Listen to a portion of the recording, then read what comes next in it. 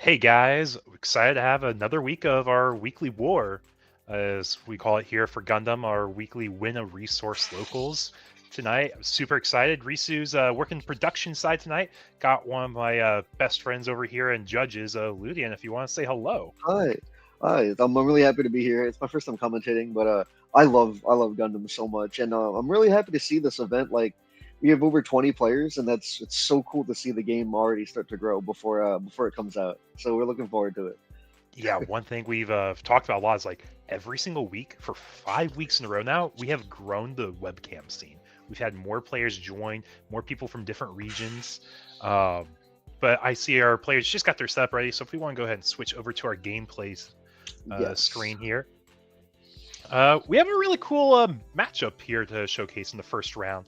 Uh, it's always common to see lots of blue white. Blue white is probably one of the most powerful decks we've seen in the beta demo spoiler format, just because it had such a strong core and base to start with. But we get to showcase something that's not a blue white mirror here. Yeah, it's very exciting to see some of the other colors, especially since we don't have a lot of red, for example, yet. We have like the demo decks and like just a little bit of reveals. So just seeing that get to be played is also really cool. And watching it fight the menace that is like blue white control is exciting. We just even see the base get discarded here. Yeah, off of the overflowing affection. So overflowing affection and red. For anyone who hasn't been paying attention to our spoiler beta format, that typically indicates that we're playing a deck focused around Michaelis. Because reason you do that is because red has some of the best commands, white has the best filter, and Michaelis is a card that cares about how many commands you have in your trash. The more you have, the larger your trash is, and the bigger your Michaelis stat line is. So it just makes it like a pretty large body for its cost. And then it gives you a lot of synergy, right? Because now you have a benefit of using all these really good command cards in red. I'm also curious if by discarding this base, we already do have another one ready to go in our hand. Yeah, more likely. But I know we are just like we kind of hops right into the game pretty quickly. But Yeah. Ludian, go and tell us a little bit about yourself. What's your experience with Gundam and working for like I guess events so far as a whole? So far it's been pretty cool. I've been part of some of the like around some of the demo events, and I actually got the privilege to work the Gamma trade show where we got to show off the Gundam card game. It was really phenomenal. Like, we made a lot of the other exhibitors very jealous. Our booth area had a line going out the door to participate in both the TCG and Gundam Assemble. And I have actually a Gundam Assemble model I can show later, where people were so excited, where we had people coming from the other booths in the area to come and check us out. Like I said, we were the only one with a line outside, and everybody that participated seemed really excited to play. Because how it worked is you came in, you played the demo, you got to play with the cards, and then you actually got to build an assemble miniature and paint part of it, which was incredible. Because the modeling is such a big part of the Gundam fandom or Gundam base as well, and being able to mix our trading card hobby with our model kit hobby is such a phenomenal thing, and that's also very exciting that we're now having both of the such big aspects of Gundam coming together, and I love that. Yeah, it's really cool. Like you said, it had so much hype, and it's so early in like the life cycle of what Gundam is as a TCG. Like we're seeing people get excited for the miniatures aspect. We're seeing people get excited for the collectors aspects, and we have people excited for the gameplay. Speaking of which, hopping Which back over to our gameplay, we have a really cool match. Like we said, white red Michaelis, not only on one side but on both sides. And I know Risu here is like showing some of the cards that they're playing here, so it's a lot more responsive to what players are doing. But we got our Girazulu. I'm going to butcher some of these names. Lou, don't be afraid to correct me on some. it's like a grunt suit from the sleeves. It's part of like the Neo Zeon remnants, but it's a nice 3-2. It's got a pretty decent stat line, right, with the 3-2. So it's able to push some nice damage while also trade like when you trade into it, you're trading pretty favorably, and it's got it looks like it has uh oh my gosh, her name is escaping me. From Witch from The Mercury. Suleta. The Suleta. But yeah, we have Stiletto under, which gives it a nice butt too, right? So really, really strong stat line for that unit already. Yeah, and just one thing to like really point out, a big thing players have realized while playing the beta format, and then like all these weeks leading up with more spoilers to add on, is the attack stats matter a lot. The higher your attack is, the more often you are trading up in value. So, like, we talk about two types of economy in this card game. One, we talk about card economy of just like who's going more advantageous on the plays. Like, I have my same hand size, but I'm filling up the board. I'm trading one card to get rid of two of my opponent's cards. That's winning on card tempo and card advantage. But another one you have too is like the value aspect. You're trading your level 2 cost card for maybe their level 4 2 cost card. Like you're winning on the level exchange too. Which I don't think we talk about a whole lot on here just because it doesn't come up too often and the scales are kind of smaller right now. But as like we get more cards revealed, I imagine that gap will get larger and the presence of like value bodies on board will matter more. And speaking of which, that was a really good trend setting up our blocker with already our Archangel. So now we can also be a little aggressive with our blockers. And it being bigger is also now going to punish if we want to recklessly swing in here. Oh, and there's that base, which is nice because it's going to do that ping as well as protect us a little bit. Yeah, and one thing that we've talked about every single week, just because it's such a fundamental part of playing the Gundam TCG, playing a base to draw your life is such an important thing. Not only is the play technically hand neutral, but it lets you draw something you normally wouldn't draw while upgrading its HP from 1 HP to 5 HP, right? Yeah, so you might think, oh no, I'm taking a damage while playing it, but all you're really doing is increasing your your baseline HP for your defensives, as well as seeing a card like you had mentioned. Unless there's a burst effect, you'll never see that card in the game currently. So being able to grab it out provides a way to play with a card you'd otherwise never be able to see in the match, which is huge.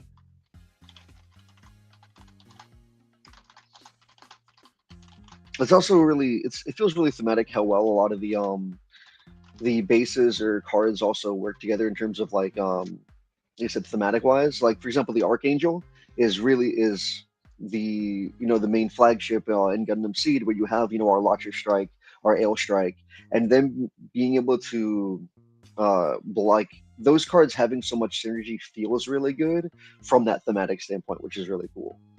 Same thing with the on our red side, the other red cards all pinging damage and full frontal, doing extra damage.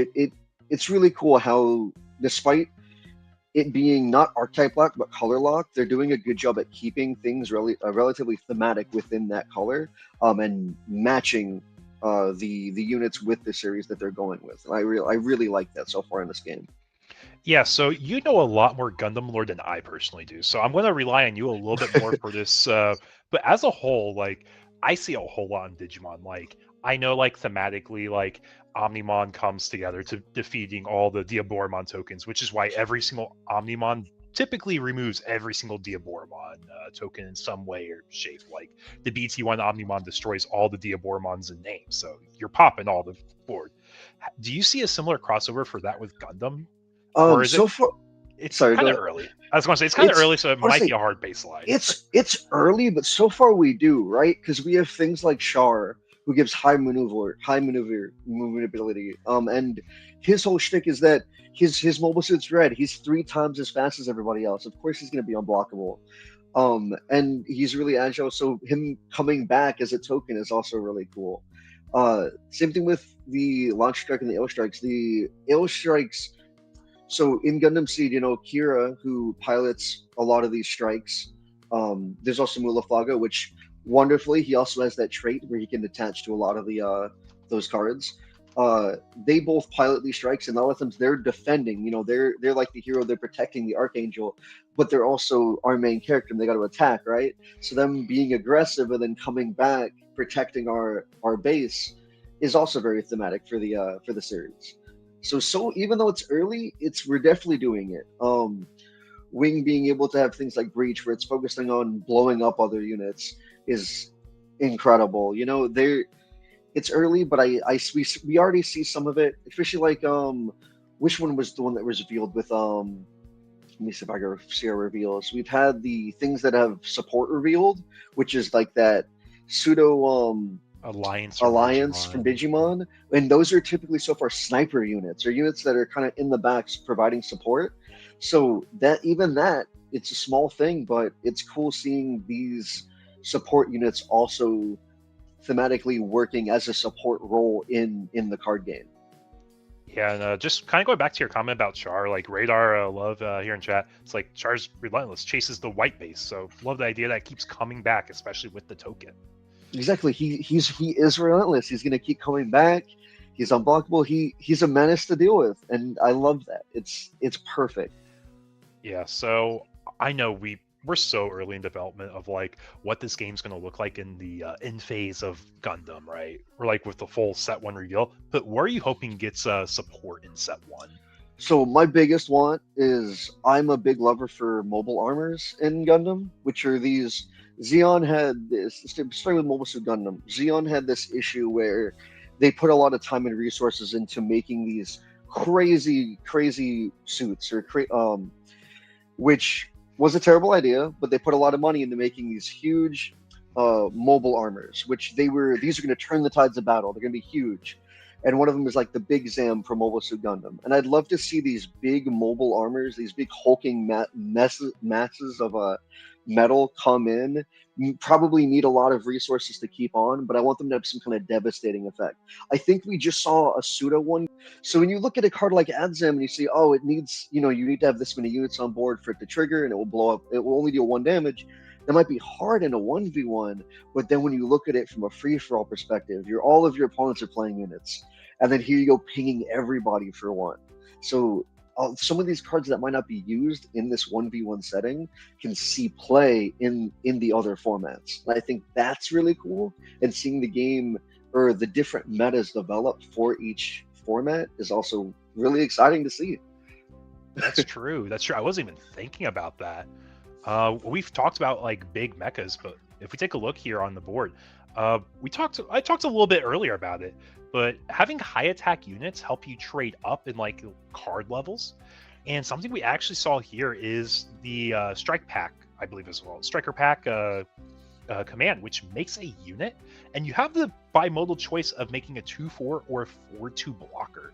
The 4/2 is what we typically see players aim for right now because it's just so efficient in trading up. It actually presents like a very threatening board state, especially with Naval Bombardment is a card that you'll see a lot of these white decks play to pump up the extra attack on their blockers. It helps them close out damage to finish a base because the command steps after the blocker step.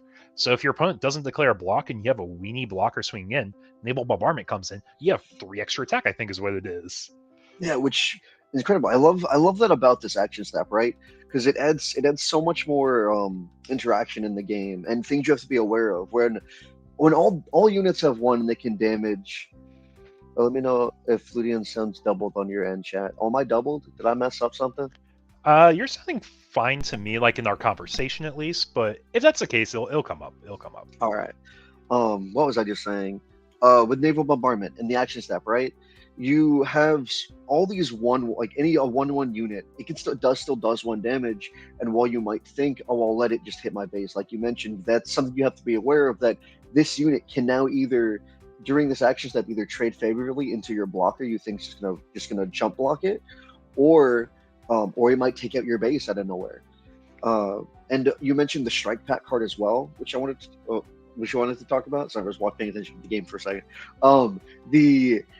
It's really unique, I think, so far in Gundam. When you think of a token in a lot of games, it's usually like a grunt or like a minion or something small. But a lot of which we do have things that make Zaku tokens like the Goof, but like Strike Pack, the Strike's a main character. That's for a lot of Seed. That's our big guy, right?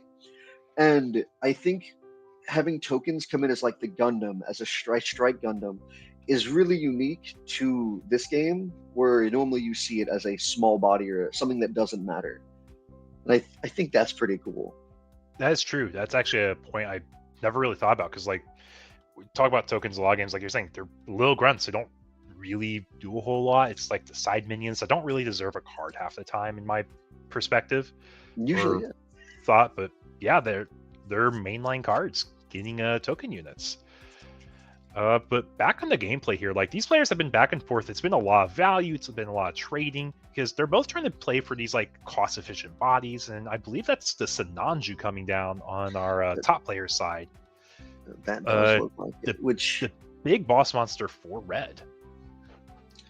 Which is it's such a powerful card, being able to play another body for free, and like we're talking about with value, right? It's such an action efficient card. And that's on the pilot. The pilot's the one that plays the pilot. But if you're linking, you're going to be putting them together. What is Sinanju's when linking effect? Because it has something, doesn't it? While it's paired, it doesn't have to be a link. You have a high maneuver. You're just unblockable. Which is perfect. So, and then if you destroy a shield area card also with battle damage, you can do 2 damage to an enemy unit. So perfect. it gives you it's kind of like a reverse breach, you know, like because breach you have to destroy the unit and then you do shield damage. But this is you do shield damage and then you ping the unit, which we don't really have a lot of control for pinging units like that. Because like in the early days we had a lot of gun tank usage, which is like your level 2 1 cost 1/2 ping 1 damage to a rested unit, which was really good at punishing things or sniping tokens. And we talked about thematic stuff with Sinanju. He's also full frontal is also a spoilers, essentially almost like a clone of Char. During Unicorn, you're not sure, is this Char, is he still alive, or is he someone else? So him also having this relentless attacking as well as being completely unblockable is also another very thematic aspect. And it's like you mentioned, it's really cool that rather than Breach, where we're focusing on attacking units, Full Frontal is focused on being, fully aggressive, swinging into your opponent, and then getting the extra value that way, which is really cool. Yeah, we're seeing another one of the red bases here. Like, we're pinging more damage on our opponent, which it looks like we are getting grinded out. Our hand's almost depleted entirely at this point for one of the players. You don't really have cards that go hand plus when you're playing red or white. At best, you're going hand neutral or you're filtering. Yes. The resource management, where in terms of cards in hand, is very, very difficult, at least in the current state of the game. You have to be really aware of how many cards your opponent has, right? And how, as you're trading favorably on the board, when you recognize you're in that winning game state, where your opponent is running out of gas, right? And then they start leaning on their top decks, which is also one of the things that makes Gundam really cool, is how important trading is in this game, and how you really do have to fight each other for that board advantage. Because once you knock out, like once you win the trade for the battlefield and then look at your opponent's hand, you kind of see, all right, I'm kind of winning this, right? They have to start top decking in order to beat the advantage that I've developed on board. Yeah. But just assessing. They're scooping it up there, yeah. I was going to say, like, you're just too far behind on board, like, and something we don't see too often. You don't really get to level 10 a lot, but holy cow, if you look at those cards in life, there's a lot of burst effects, which is probably one of the cool highlight aspects of playing a deck that's so heavy on commands, with heavy on burst effects, like the red-white Michaelis deck is. Yes. And I will say, it's probably one of the few, like, really well smoothed out, like, decks that came out of the spoiler season so far. Webcams, can we find you guys? What's up? Yeah, but back to us. Back to cameras on us.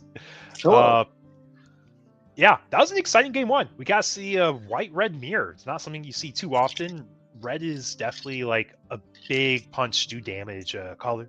While white typically controls, it focuses on quality of cards. So seeing the two come together can really emphasize like a pinnacle, like I guess board-centric, value-heavy deck, right?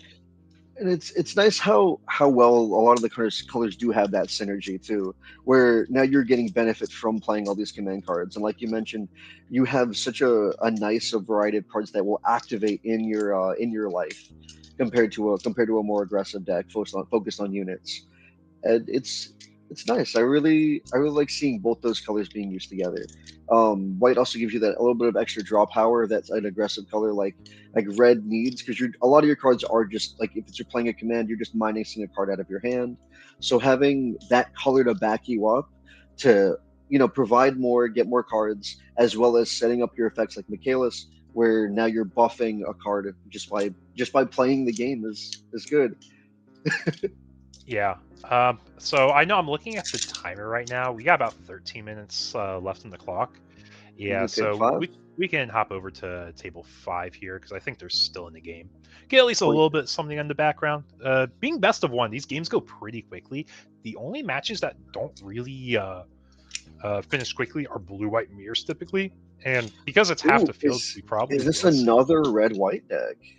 Oh, it actually is. It's another red-white deck. We have quite a commanding presence on board here. Like blue does seem to have a lot of like smaller units right now, but there's quite a large amount of blockers on our white red side. Though they do have quite a bit of damage on them. Yeah, another thing to point out too, like we were talking about, like having high attack stats helps you trade up favorably. These Rezels are level 3 2-drops with 4 attack.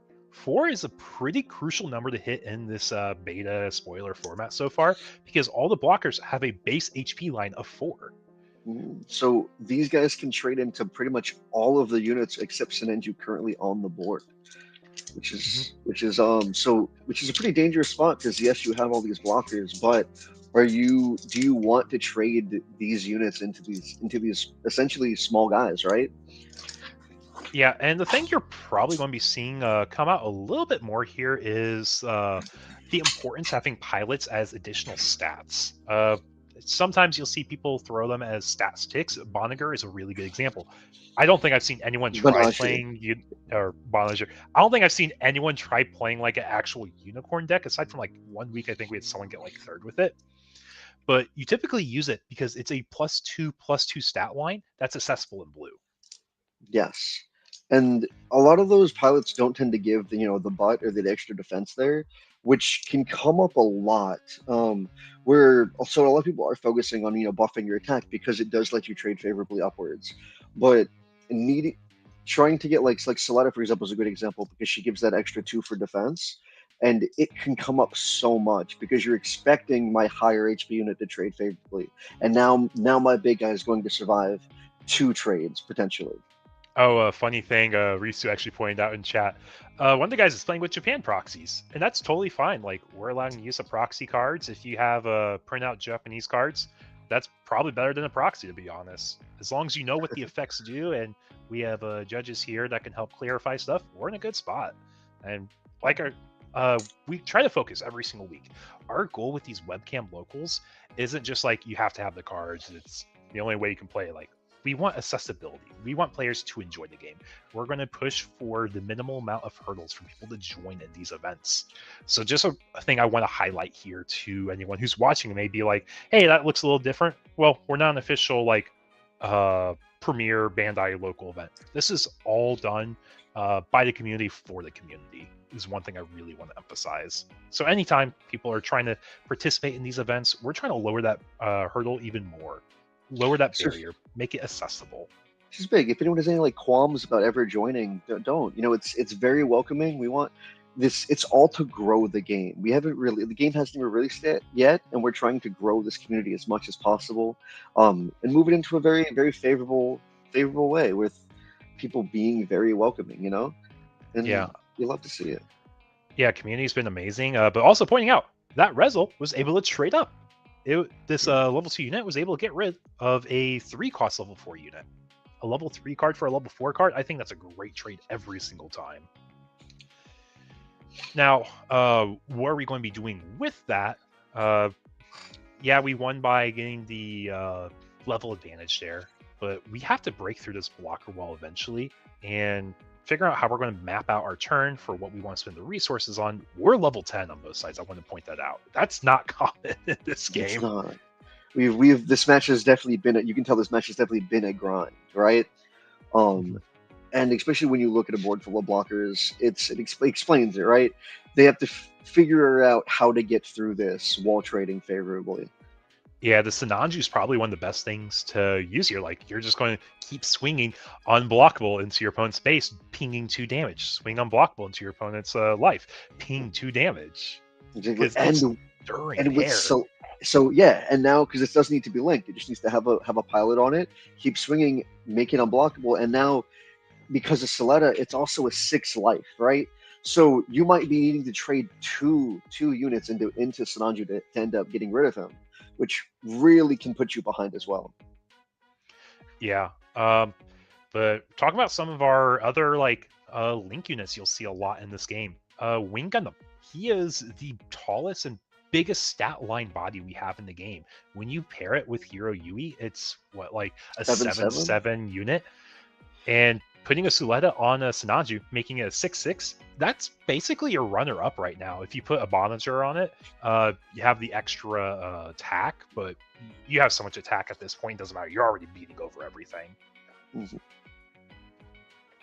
Yeah, it looks like we had a trade on board here, and I'm trying to think, like, if we're looking blue-white versus white-red, red's going to run out of cards in hand. Like, we already see they have 1 card in hand. They're running out of gas, but they have a very strong board presence right now. There we go.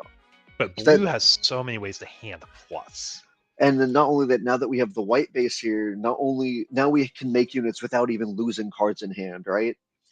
Mm-hmm. So that hand advantage is now getting pushed even further by making these tokens. Yeah, exactly. Yeah, really excited for anyone who doesn't know. This is our largest webcam locals week so far in our season 1 series for Gundam. And I'm so excited to have it grow every single week. Like, we'll talk about this multiple times. But the scene's been growing, and I'm super excited. We have a lot of new players, first time, and we're open to international folks playing too. We have a lot of people from Europe playing. We have a few folks from Oceania playing. And, of course, we are US-based. We have a lot of people in the NA regions playing as well. But looks like we were able to get our unit traded away here. We got that 3/3 token now from the base because the board was empty, and now we're going to start putting our units on the board. This is a link unit. We can attack immediately. We're going to fizzle or reduce the attack power on one of the units by 2. I don't know if you target the blocker or the Sinanju, but my guess is Sinanju because you want to keep the body.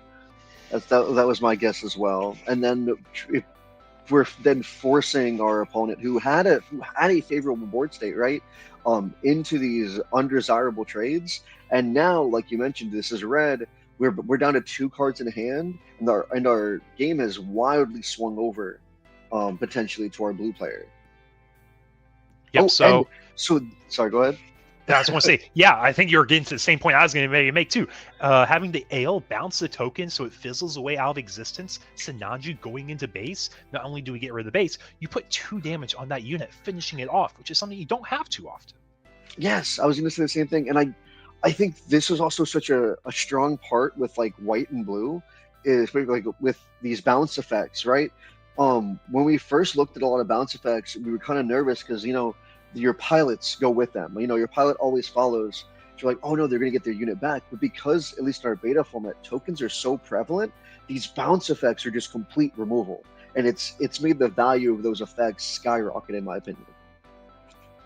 Yeah. Can you imagine a format where, if, like, we're talking Digimon, if a card gets bounced, you don't keep any of the bottom cards. They all go away. But in Gundam, if you bounce a unit with a pilot, the pilot goes to hand too.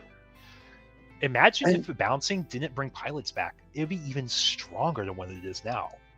Yes. And so, and part of that, I'm curious if people might ever try doing, because you can pair pilots with tokens.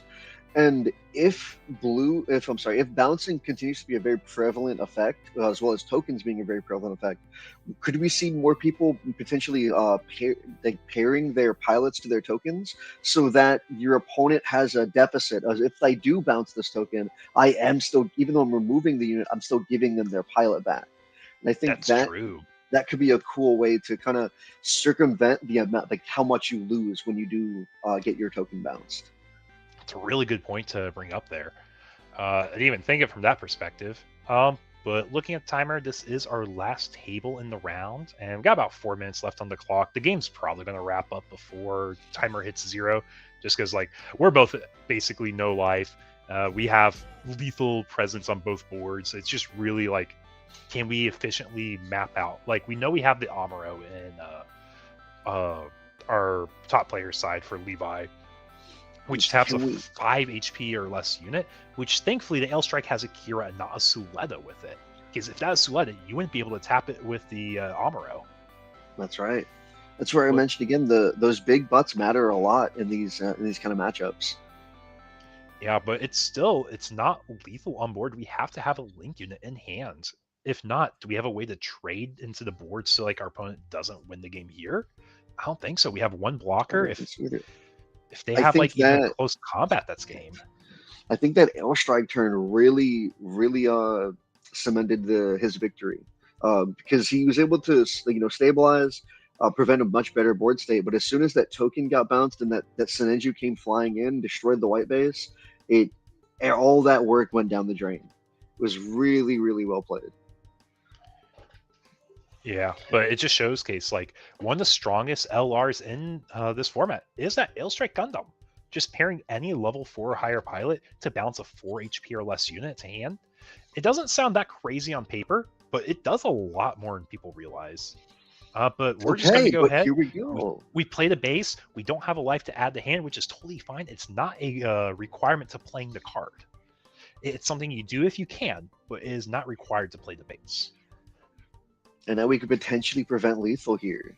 Well, it's going to be difficult because Senenju, of course, is unblockable. So we'll have to definitely protect our base and make sure Senenju cannot swing in, say, for game. Yeah, I think the hard part here is like how much we have 4 damage on it. So like we can swing our Gundam into it first, the RX, but then it's going to get blocked by Ale. Okay, exactly. That's a bad scenario. So then we have to swing with our blocker also we have on board. But is there a world that we come ahead from it? Oh, there's the Amuro we were talking about. You get tapped down to Ale now. Perfect. And now question is like, what's attacking where? And another important thing, having the pilot paired on RX does give all other units +1 attack. So it allows us to trade up into that Ale. Okay, and then, but now don't we have to deal with the Senenju? Yeah, we do have to commit our RX into it, but we were able to get our 1 card blocker that probably blocked an attack earlier to immediately go into a card that had a pilot with it. So you went plus we ended up going. Okay, there we go. We ended up going in perfect again with the Ailstrike, showing off how powerful it is. Instead of just dealing, we were able to deal with the base, and then instead of trading, we were able to just straight up bounce the Senenju back. Yeah, both players are playing really well here right now. Oh, actually, I had someone join the camera there. They fixed it real quick. But yeah, so like we were just talking, like it looks like it's all one-sided. Senenju's unblockable. What can happen here? And then we are able to respond. Like blue-white just showcased like these control cards together just create such a powerful combination for a deck. But we have Senenju coming back down here that was bounced to hand. Do we have a pilot to go with it? That's what we're really hoping for, I think. And now the question is, are we going unblockable into the RX or unblockable into the base? And it looks like it is into the RX. We recognize we don't want to be lethal back. We have 1 life. When we pass here, because we do, again, we're both just top decking. We each, I believe, only have 1 card in hand at this point. It's really is down to the wire. But this Archangel now letting us get our blocker back. And then a double blocker. Yeah, I was going to say, so like, what's our best case scenario top deck? Like a pilot, I think, Amuro, or it can't be Amuro. It has to be full frontal. No, because we would need a link. We would need to be able to make. We know the 1 card in hand is Senenju, right? Oh no, we played it and we traded into it. We don't know what the other cards are. Yeah, if we play a base, okay, there's the full frontal, so that costs the whole 1 resource. You're swinging unblockable. You're going to be putting 2 damage on something. If you have a close combat, there's a world you can get rid of the launch striker. But it looks like it's a pass. We have 9 resources up. I don't think there's a single command that saves us here. Yeah, yep. And what was it? It was, the one that reduces unforeseen incident. You reduce 3 damage on something, so the blocker doesn't close out the game, and you're hoping they trade. But that game really came down to the wire. It was, and it's so cool to watch Gundam right now because there's so much interaction between the 2 players. It may seem you're in like this downtrodden board state, But as long as you can trade favorably and bounce the correct targets, it changes everything. That was really really cool to see. Yeah, that's a great game watch there. Round 2 is paired up, so we're going to be hopping pretty quickly into it. Wonderful. What are we going to see? We got quite a few tables of undefeateds. We could showcase a blue-white mirror. I don't think we necessarily want to do that yet. So I'm trying to take a look Just think, here. is there a lack of green currently being played? Let's hop over table 2 then. That answers that question. Because it's interesting, right? Because early on we saw a lot of green, and now we're like blue, white kind of like took control, and I'm curious, depending on what we get in the starter decks in set one, will green, make a bigger comeback? We do have, like you said, the biggest stat line unit in green currently. Yeah, one thing to kind of just talk about that, like the format started like blue-green aggro was probably one of the best decks in format, just because it's like the format's not refined. So the deck that won Eggman's box tournament was blue-green aggro, piloted by Levi, who actually took the last game there that we watched at the end of round 1. But he shifted over because like he's realized aggro is such a good deck in the early format when people don't have decks refined, they don't have ratios figured out, they haven't realized the power of all the cards yet. Into, well, guess what? We have so much control in the format, you can't play aggro efficiently anymore, especially with like the spoiler cards we're adding every week. We added a 2/4 blocker. Yeah, we did. That already does so much to deter aggro because having high HP units so powerful. The aerial reveal too also helps shut down aggro, right? Because now we have now an action timing effect to reduce your opponent's AP. So any of these small aggressive units that could normally just chip in for damage, you can now be like, nope, that's not. I'll pay my 2 AP. You didn't do any damage, or it lets you trade super favorably into those aggressive cards as well, which was also really cool to see. We're getting action effects on units as well. Yeah, that's actually going to be my next conversation point. We have a base with an action timing. We have units with action timing. We have bimodal pilots that are technically action timing. Like, I love the fact that we have so many like bimodal uses of cards already. This isn't just a pilot in your hand. This isn't just a command in your hand. This isn't just a base. Like, it's going to interact with the board, and that's one of the strongest parts of and highlights of the Gundam TCG. Yeah, it feels very refreshing to have a game where interaction is just that important and that prominent, and it's I think one of the best selling points of the game, right? Because no one wants to play solitaire between two people, and these cards that do force that, right? You have these. You can, of course, not choose not to play these action cards, but them being effects gives us that much needed interaction between two players that makes you feel like you're playing a game, you're playing an opponent, and it's the coolest part of Gundam, at least so far for me. Yep. So we are getting ready to set up. Our players both have their shields down. They've resolved mulligans already. One thing. Shout out to both of them being Digimon playmats. Yes. got Vmon and Imperial on one side, then we got the Floral playmat on the other side. Something Risu and I were doing every single week, or at least Risu more than me. We identify the players by their playmats. So we got a Floral playmat versus the Vmon playmat, right? Perfect. But yeah, so we're starting the game off here. And one thing we also saw, because we talked about how aggro was so relevant at the start of the beta format, and then as we got spoilers, we got the demo decks. Blue-white became just like one of the best decks in the format. Like, you had so much control. But then you add like a few weeks on, and there's so much blue-white being played, people start playing blue-green mid-range, because blue-green mid-range started controlling while progressing your game state as well. That token is wonderful. It's our Magnok corpse unit. Got all the key details in there, folks. And that's all we need. Yeah, like I've emphasized before, our goal is maximum accessibility. Remove all the hurdles we can. Bring players in to help grow the scene, to start showcasing what cards are probably worth looking into when the set comes out. Like, I know they've already kind of shown off for Gen Con. Like, we have Gundam on the roster for Gen Con. Oh, is that what I think it is? Also, really cool. Our action cards here. We have pilots from the Gundam series. Like it looks like we have Haman, and I can't tell exactly who these other two. Is it just Haman? I can't quite Oh, tell. I wish I could make but them out a little bit better. The resources yeah. are Gundam characters, and I love this. I would love to see Haman show up in the TCG, which kind of a weird. It's just a net like it's something that knows me a little bit, or rather is interesting.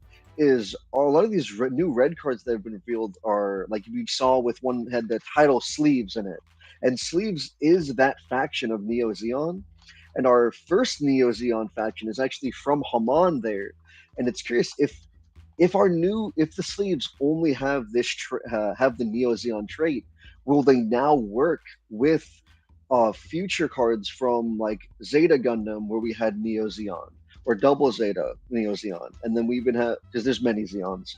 If for those that aren't aware of Gundam, there are many versions of Zeon and Neo Zeon, and us giving them that trait of just Neo Zeon. I'm curious to see how that's going to interact in the future when these different factions do come in, if they'll end up being synergistic or not. But look at this green look at this aggressive green board too. There are so many units in play already. Yeah, I was going to say, and that's another thing that's really cool about green. Green is probably our best aggro color, like, alone, because the Zaku 2 is such a powerful unit, trading 3 attack up, gets rid of an EX base on its own, and then anything else after that is just pure face. Like, getting rid of the EX base is your first checkpoint of, like, really getting a damage into your opponent, because anything that's after a base is just 1 HP, and we talked about exchanging bases for life is actually beneficial against aggro. Like, it changes the tide of the whole match. Definitely, when every unit can destroy a shield essentially, right? You giving it plus to 5 HP makes a world. It turns you go from losing to 4/11s to 4/11s now can't take out your base. Yeah. But anyway, so we have 2 Magnok Corpse units and a Rick Dom, it looks like. For anyone who doesn't know, Breach on units is a really aggressive keyword. Like, not only are you winning on tempo, but you're still pushing damage on your opponent. So you control the board while controlling damage. And that's one of the highlights of Rick Dom and other cards with the keyword Breach. Breach lets you push that damage while being able to trade favorably. Yeah, and like, you don't even have to live the combat either. You just gotta destroy the opponent unit, which is something so unique to Gundam. Because any keyword like that in One Piece or Digimon would be like a triggered keyword that you have to be on the field to resolve. The trigger is just simply destroying your opponent's unit. Yes, cards not needing to be like still in the battle area essentially to activate their effects is a huge thing that's unique to this game. And I think that's going to take some people getting used to, but it opens up a lot new ways to play, compared to Digimon, right, where you need to survive to get your piercing check. You can just go straight in, throw away your unit into a trade, and still get that damage. Yeah, so we're as the green player, like, we've tried pushing damage. We got a bunch of little units on the board. Did we not do math right in an attack there? I believe so. Mismathed. Repair also very, very important for this kind of matchup. It's going to let our Gundam be able to kind of mow down a lot of these little guys pretty safely. Yeah, having the RX on the other side, though, just does so much, too. But it looks like we have a Bonager that we're pairing to our Rick Dom. We Breach. So, yeah, we talking about. Got rid of the unit. That buff now it gets rid of the benefit that Repair has. Look at that beautiful proxy. I was going to say, I love the effort into these proxies. I really do. Like, it's very clear what it is. It's a unit. It's a 3/4. It's a Gundam. Like, you guys, you've seen the standard art, but guys, these are special one-time alt arts. I'll buy one for sure. Yeah, I think a really cool thing is just like seeing the expression players have for like, guys, this is my favorite series. It's my fandom. Like, I don't know if you've That's why I watched. love these resource cards so much right now. I'm like, every time we reveal this one, I'm like, which character is this? So I don't know if you watched the earlier streams when we were doing the winter resources and we had the Relena EX resources for like a short little promo period. There's a person that made a proxy Relena resource for every single tournament, and he's trying to replace it with the real one. Was what he With the said. real ones. I believe in them. They just gonna keep going at it. It's perfect. Yeah, he had really good runs. I don't think he didn't win any of them because one player he had 2 really good weeks back to back, and the finals for those weeks were really intense too. But anyways, just back on the gameplay though, we have a full life opponent on one side, and we have another person who's basically taking minimal damage. But one thing you're going to see a lot is if you're playing against a deck that's more aggressive, you don't care about life anymore. It's about a game of removing their board and surviving. Oh, here's our wing. And Wing is being Who are we paired paired with Amuro there. Amuro, So we're okay, so tapping we down Rezel. And we could be Aggressive. trading up. Are we trading up our level 2 1-cost unit into a Looks 2 like cost we level are. 3? There we are. We're getting the unit quality win there. I guess that's one way I would put it. I don't know if it's the best way to put it, but that's one way you describe the board state. The one thing we also have to be very careful about with our green play friend here is we've played so many cards and our hand is getting mighty thin, right? How many do we only have, one or two? I'm curious to see how many cards we have. A card. We have a single card in hand, which is what I was mentioning.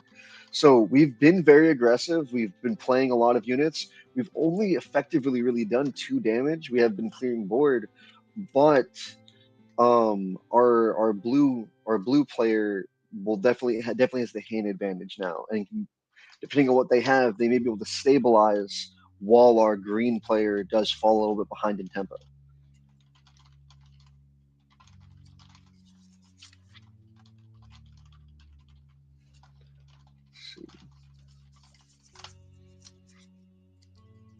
Yeah, so we've had a pretty controlling game, back and forth. One side just saying I'm going face, the other side saying I have to stop you from going face.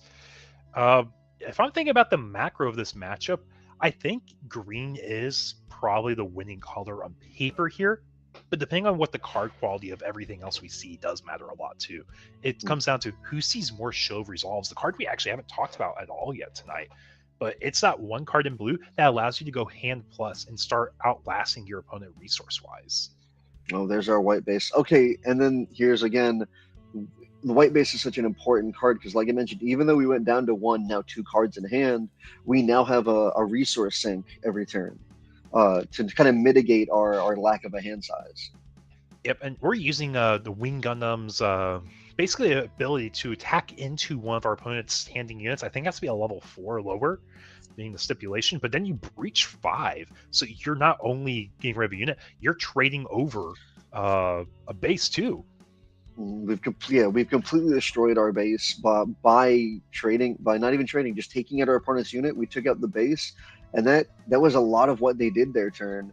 And now because of white base here, we now have another 1/1, and the other card we were able to play under the other unit in our hand, which now again, despite having such a low hand size, we're constantly able to put a very oppressive board that our opponent needs to deal with. Yeah, so I'm curious on your thoughts on this, Ludin. Like, Digimon, we have very few like token cards, so it's like if you have tokens, you typically just have them in your deck box for like the one deck that uses them. A lot of the decks in Gundam have token effects to the point where I don't know if you've noticed, but our players combine their token deck with their resource deck, and they just flip over the resource deck every time they need to go in there for a token of some sort. I kind of like that, because they got to be somewhere, and I think that's a nice way to like mitigate your kind of how many cards are in your play area, you know. But there are I actually love token generations in games. Like in Magic, I like playing things like goblins, right, or rats, and making a bunch of tokens.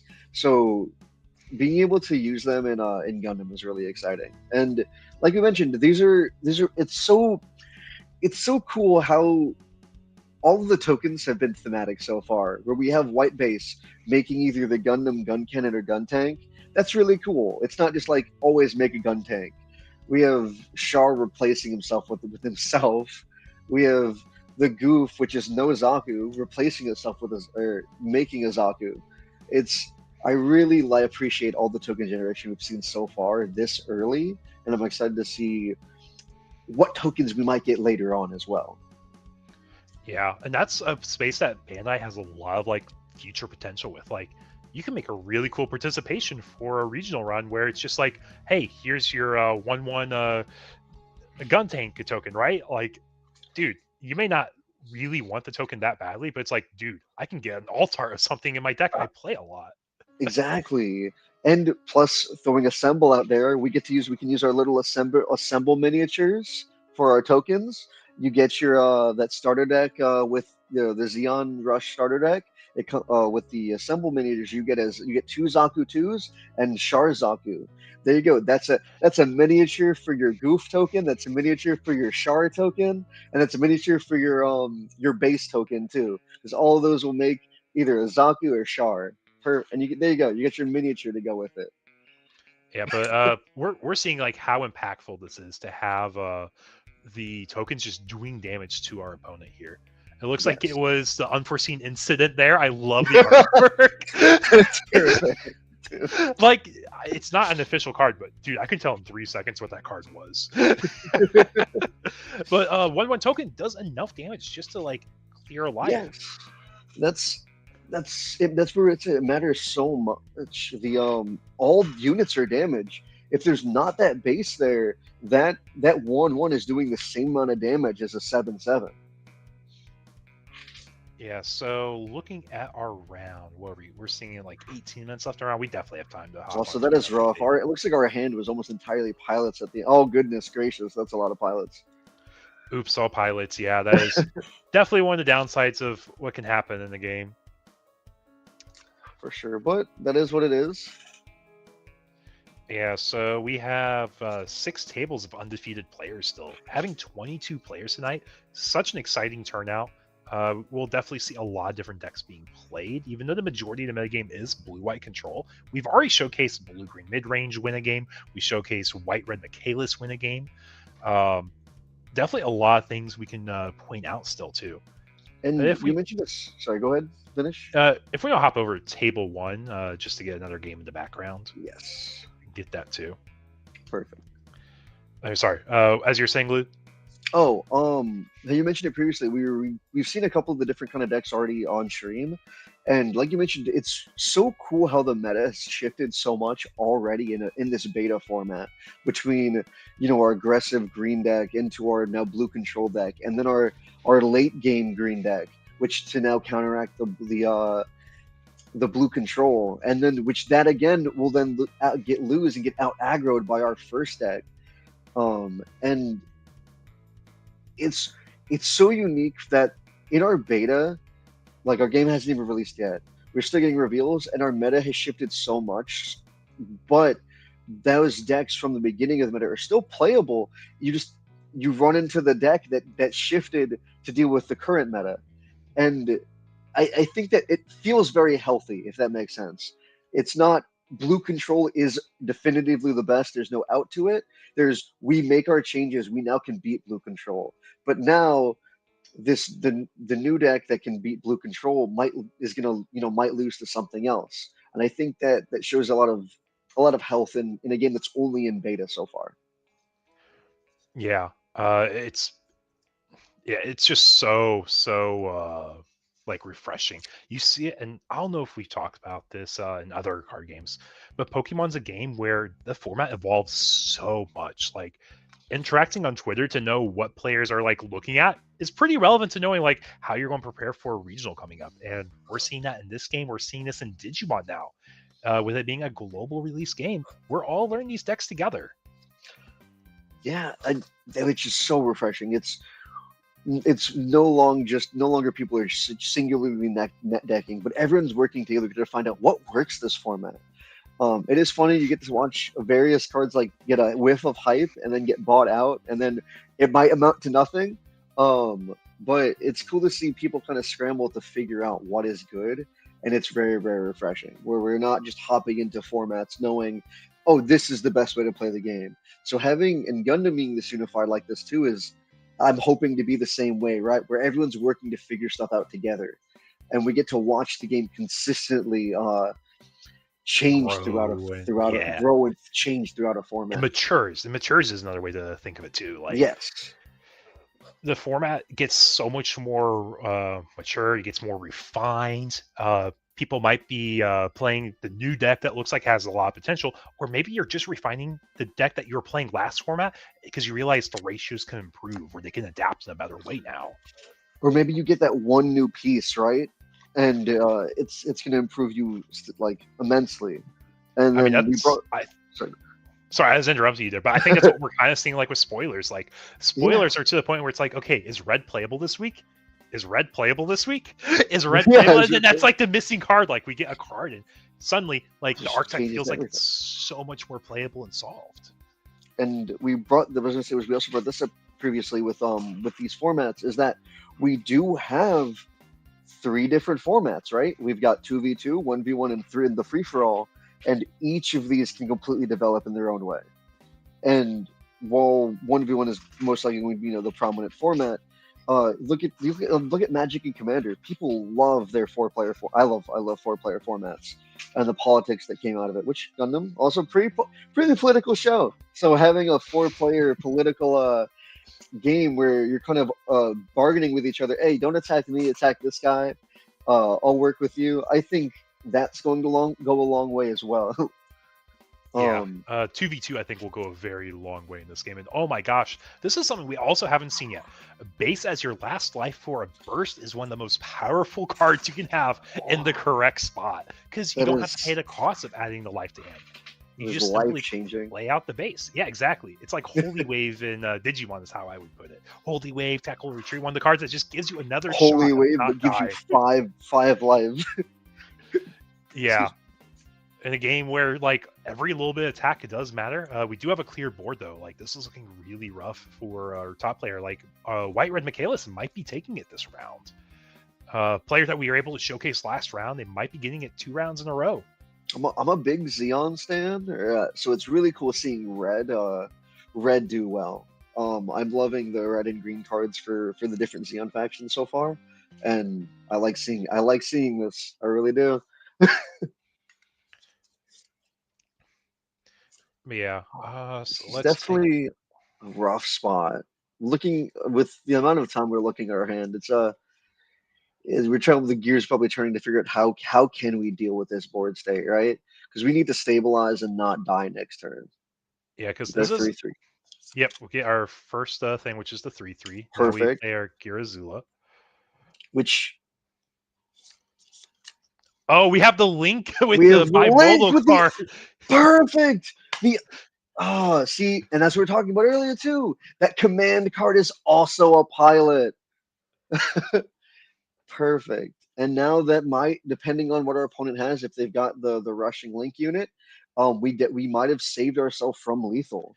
Yeah, with this command card. They do need to have a way to do 1 more damage to break through the 5 HP base, though. And that is, what is that one there? I think it's just a Gundam unit, right? Is that the 2/4 blocker? Yes. That's not Gundam. That's not Gundam, right? It's a blocker though. It's a 2/4. Yeah, so we don't have enough damage to go for game here. So there's no reason to attack into your opponent's base because it gives them the opportunity to play a base. It also if swinging recklessly like that also opens you up to be traded, not favorably. Yes, exactly. Well. So you're just going to like not attack this turn. Like I guess you technically could with a blocker, but none of the units on the board were a blocker besides the Gundam. How do you say it? Lilith? The Lifrith.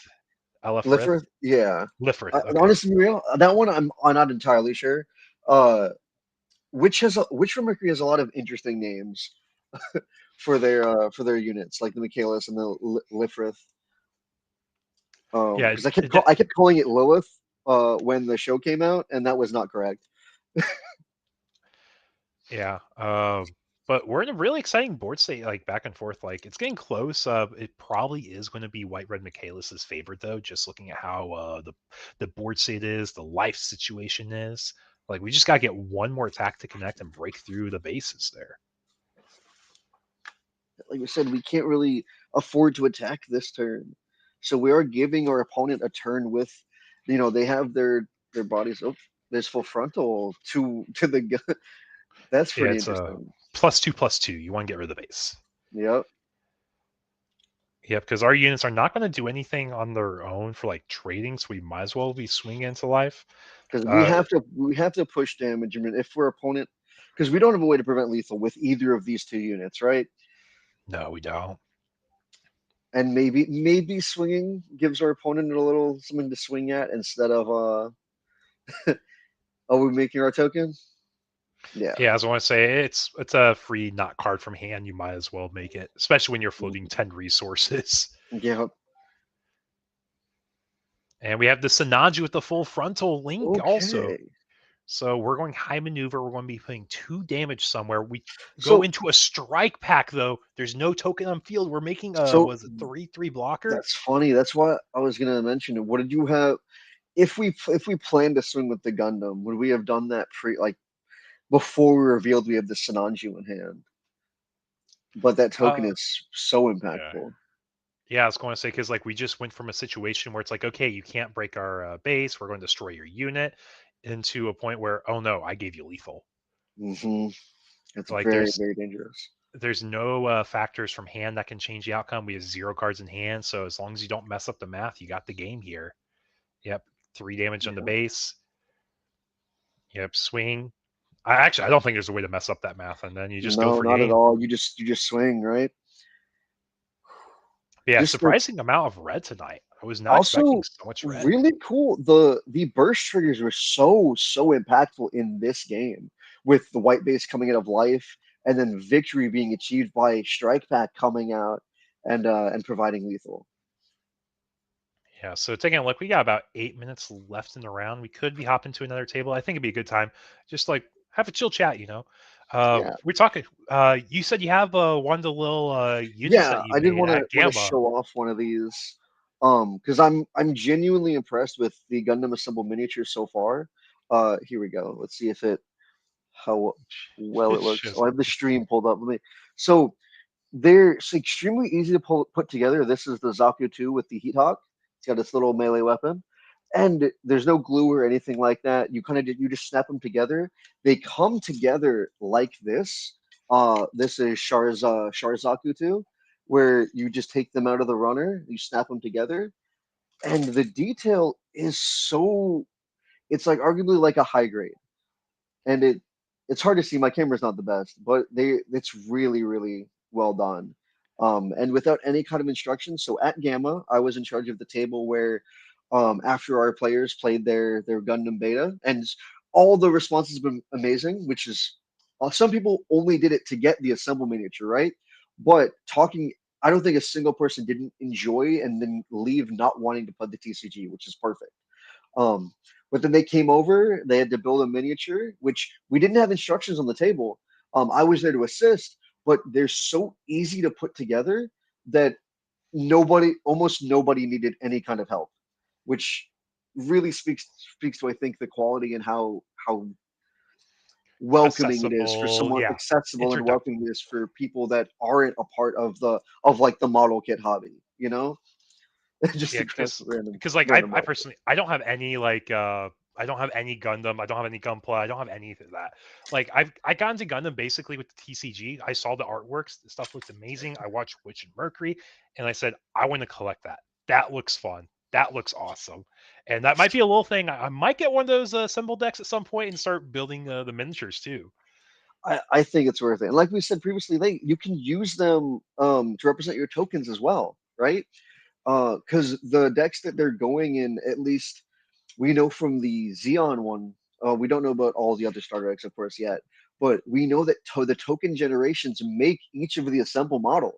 So I think that's really unique and a fun way to both promote assemble and give you something more to play with your starter deck. Yeah, and one thing I can just like see happening in the future too is like when you're coming to these events. You're going to have like a little fishing tackle box, like all your little Gundam Yes, units. all your little miniatures. Yeah, but for anyone who doesn't know, this is our weekly Gundam Locals, our weekly war tournament where you can win a resource. Being hosted by Risu Squirrel. He is our production crew for today. As my co-host, we have Ludion. Really excited. We're here Yeah. every single week. It is our beta plus spoilers format. It is a best of one. There are 35-minute rounds, so I do need to adjust that. Every single week, it's like I have to tweak this graphic just a little bit more. But every single week, players are competing for points to earn an invite to the circuit finals, which gets you a free sealed beta box if you win that circuit finals. And we've had lots of really fun weeks. Every week we've grown. We got 22 players tonight. This is probably our best attendance so far, and we still have more weeks to showcase. We have more cards to add to the pool of spoilers every week, and it gets so exciting. Yeah, that's also my favorite part is what new spoiler are people going to incorporate this week? Like when Strike Pack was revealed, I was so excited. I'm like, everyone's gonna be playing this card. We're gonna see it everywhere, and it is. It's so whenever we get those nice reveals, we get to see how they affect and change and warp the format every time. Like Yeah, when that Siege Flight came out, everyone started running 2 HP pilots. They started running Bonagers and Suletas more. yeah, and I'm curious if people we that aerial reveal like I mentioned is it it's such a unique card so far, being able to have an effect on your action time. And with that, are we going to see people start trying to bring that more? Because currently, right, Soleta's an amazing pilot, and people play Soleta. But the beta aerial is it's decent, but it doesn't have the biggest impact on the board, correct? Mhm. And now we have an aerial who can link with our Soleta that we play, who is also going to provide not only a resourcing on both players' turns, but but is a better card. And so we have this pilot that we already see a lot in our format, and now we're getting a new unit with a very unique effect that can go with this pilot. Yeah. I will say, I think it's a really good point. We got about 3 minutes left in the round before we hit overtime. Probably get some blue white mirrors. I think it'd be a good moment for us to take a break and get That some water, works. take a lap, and we'll be right back. Pew pew.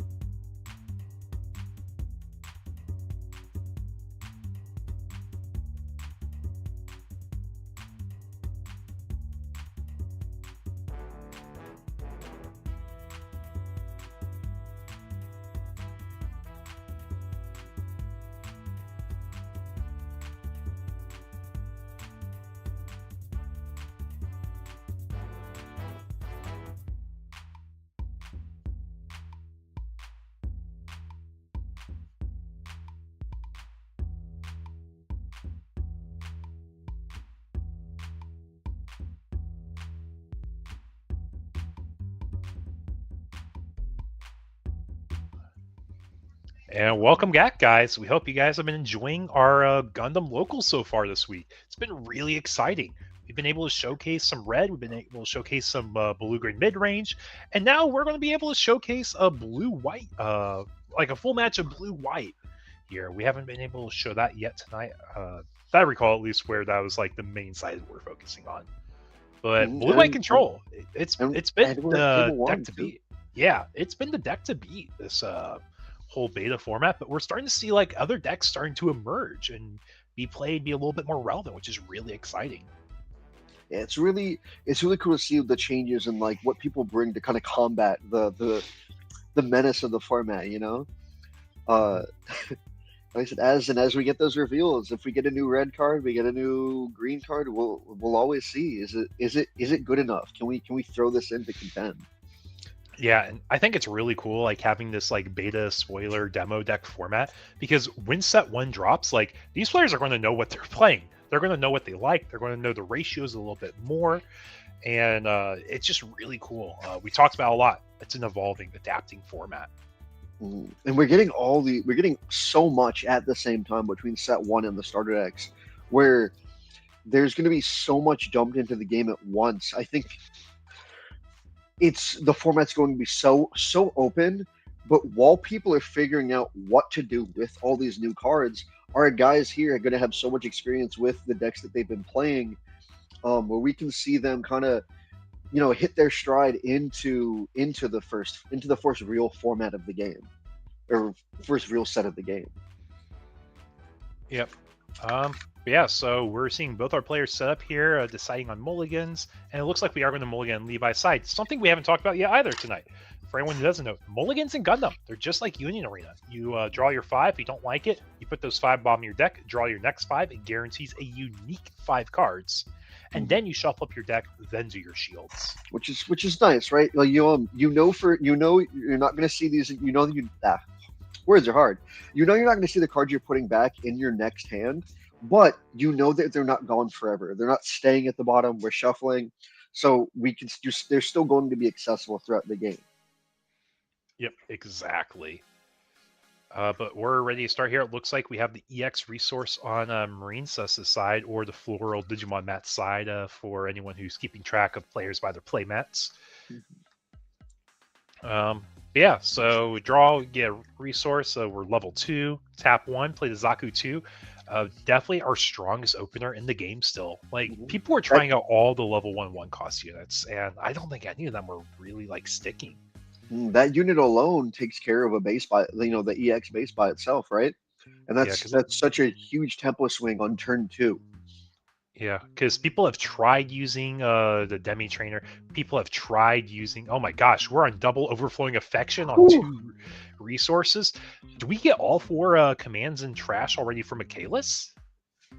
That'd be really, really strong to set up early. We're sculpting our hands so much, or it's so early. We're depending on what we see, we can kind of use that to take control of what's happening going forward. Oh, the discard being difficult. I feel like we really like our hand. Yeah, but like we have a very high quality hand. I will say that the hand is very high quality. Hopefully, at this point, we filtered 4 cards, or we've dug 4 cards, filtered out 2 of them from our hands. That's what I mean. So choosing, like, we're probably looking at, man, this is a nice hand. I want all of this, and they have to make that choice. What are we getting rid of? Yeah, and it looks like the RX. Wow, we got the Granddaddy Gundam going to discard. Yeah, so one thing I've definitely noticed, like the last thing you ever want to discard if you can avoid it is pilots. Pilots are just so hard to like replace in your hand for what they do, that the moment you lose them, it just feels like a totally different game. You feel like you're playing from behind compared to your opponent. Yes, not having that ability to play an attack with a unit in the same turn, it cuts off your ability to respond to what your opponent's doing like so much.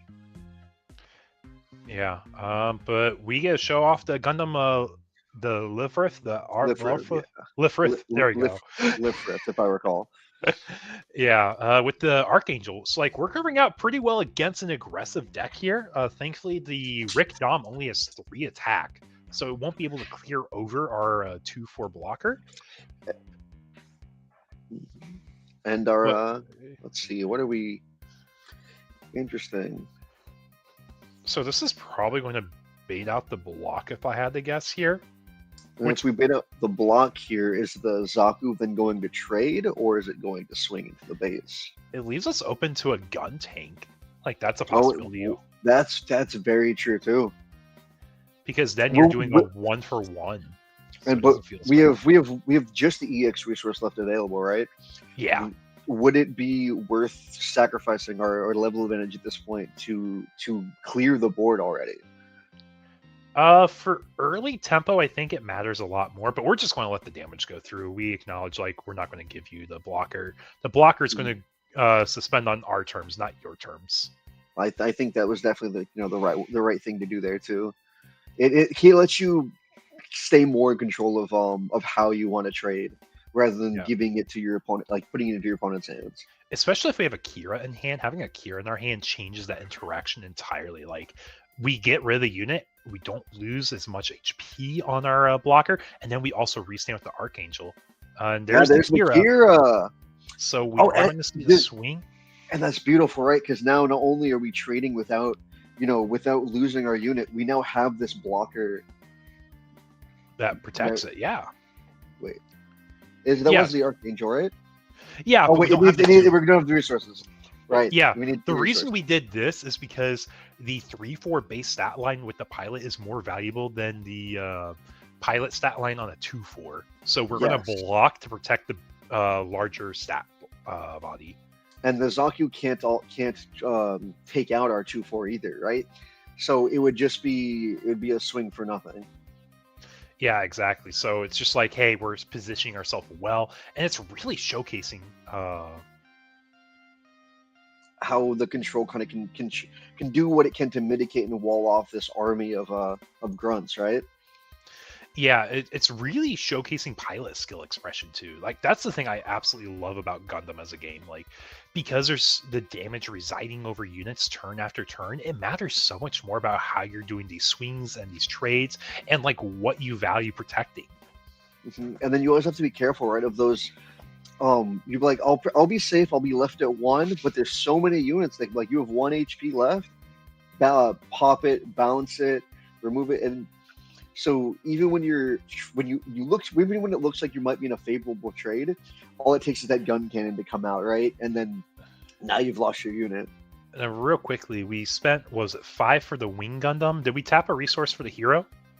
1, 2, 1, 2. Is there only 5 there? Here, I'll double check real quick. Yeah.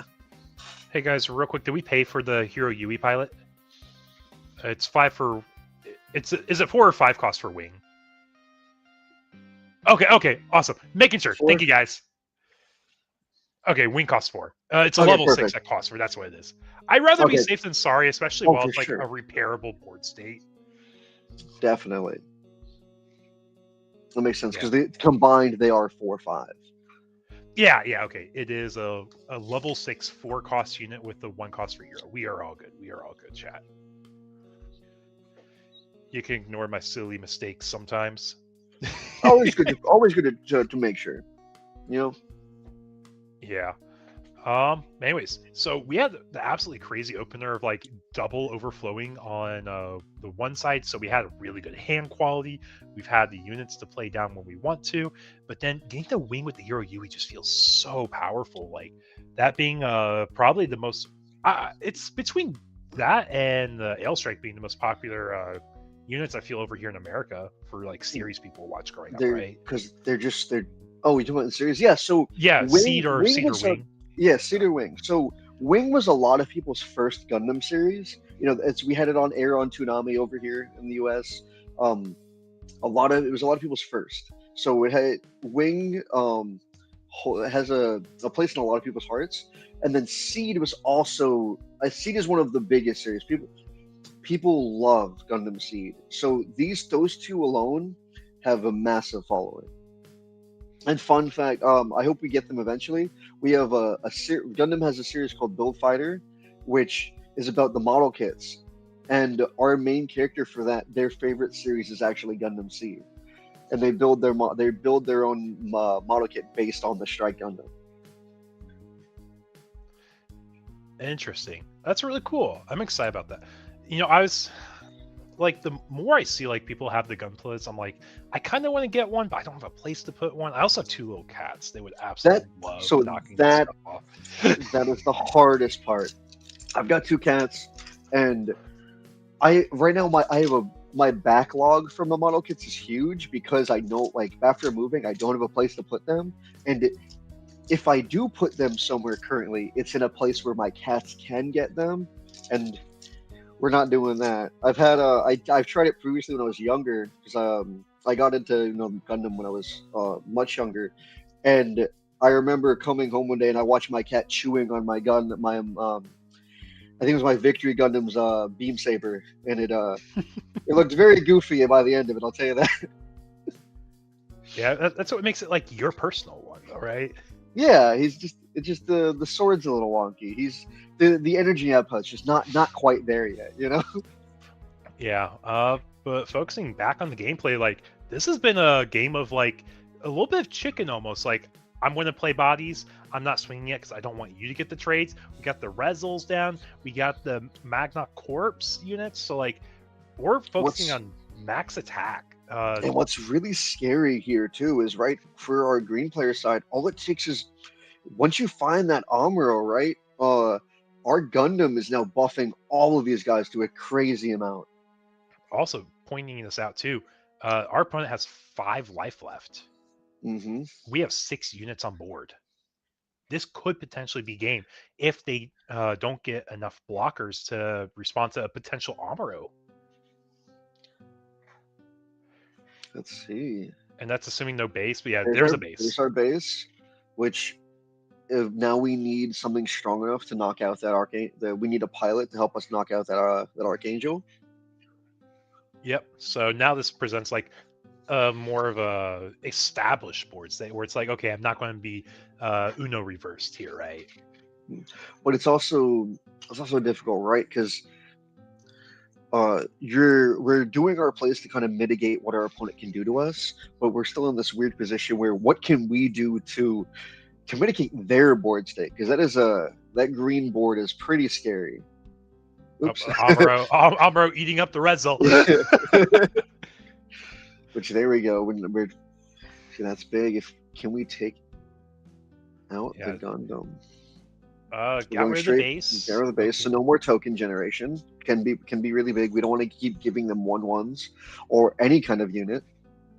I would probably be trading over the RX here with I agree there, right? Because that RX alone prevents a very dangerous feature problem. Yeah. Also, we have the Bonager on our stack here, so exactly. We have the HP, we have repair. It's going to be repair, and then it's going to cause them to have to trade unfavorably now into our RX because of repair. Yep, and we're actually getting quite a bit of damage in on this turn too. Like, our units aren't blockers. We acknowledge if we're trying to stall out the game, it's not going to work in our favor. So we have our resources to restand our blocker as well. Perfect. Yeah. Very good turn. Because we have to progress our board state while also not dying, and that's what we're trying to do. That's why we're doing the chip. We're checking to see what's coming out of life. If it's a command that ruins our turn, we're going to maybe slow down the gas pedal. But it was a very safe, really well played turn there. For sure. Yeah, so now we are looking against a board that was like potentially lethal against us, into a board that's no longer guaranteed lethal from the looks of it. But we're getting to trade up here thanks to the Rezel's 4 attack line against a 4 HP pilot unit combo. So it's a 2-for-1. We're swinging at we trying to trade into the Rezel. What is our target here? Probably into the Rezel, debating on a block, I think. And we still have all resources up too. If anyone's played One Piece before, like, a thing you're going to do is you're not tapping those resources or attaching those dawns until you have to. Exactly. I think that's a big thing we see from a lot of the players that have been actively playing the game. It's always better to hold off on your plays until you've done what you want to do with the board, right? Because you could do something like play a unit out early and then swing, and all of a sudden, whatever command card you hit might deal with the unit you just played out. Yep, it removes like a random variable you weren't prepared for. So, yeah, it looks like we're trying to get rid of the RX here, I think. That's where that repair is so important, because it turned, like, it let the Gundam trade on their turn, repaired 2 damage, and now it would take that much more to for them to get rid of their Gundam. Now the question is, what do you value more, the RX or your blocker? I think you value RX more, which is I why we think you see the definitely, block. yep. And now I'm curious what they might have in hand. Okay, gun tanks coming in to trade there, which I think that was still, like, both players did the bet, like, really, really well between the 2 trades here. Do we have? All right. Yeah, Those are 2 big bodies. Double wing. Oh my gosh! Like, this is the board that makes you say green's a great color. Like, double 5 breach bodies that are massive, and the moment you have a hero or a pilot to go with them, they just get even more massive. And they're big enough to just ignore this repair too. Where the small bodies have to worry about, my damage is going to get mitigated at the end of their turn. These guys don't care. They're huge. Yeah, another thing too about wing, you have breach 5. You do more damage to a base by destroying an enemy unit than you do swinging with a naked wing into their life. Yeah. Yeah, you get 5 damage via breach, or you get 4 damage via your stat line. So, like, you're definitely encouraged to trade.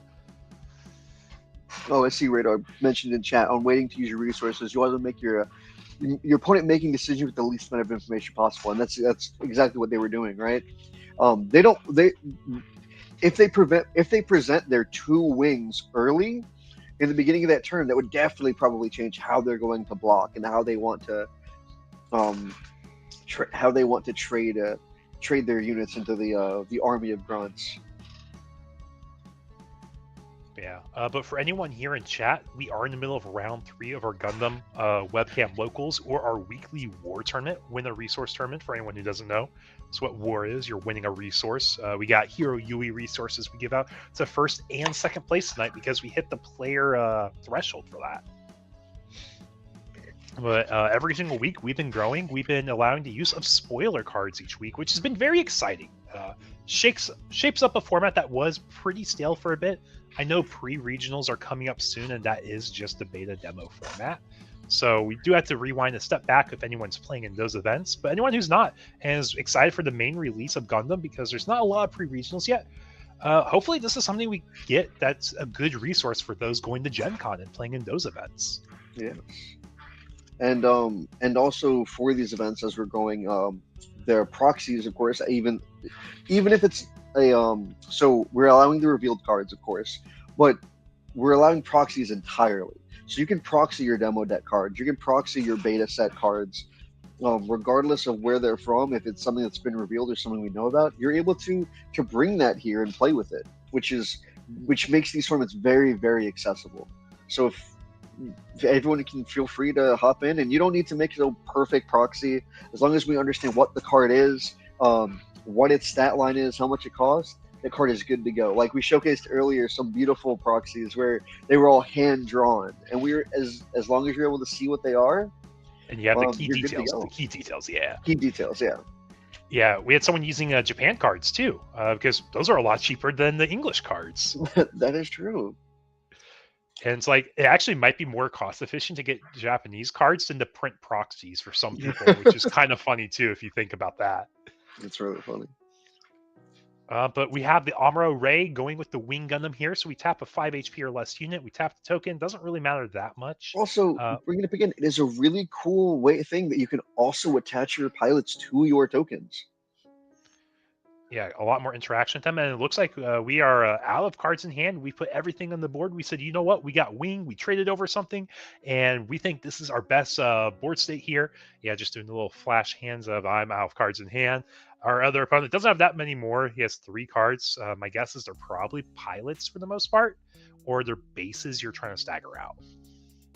Because, like, if it's pilots, you just can't play them right now. Yeah. If it's a base, you don't want to play it until it would like get a little bit more value, draw something that you may need to off your life.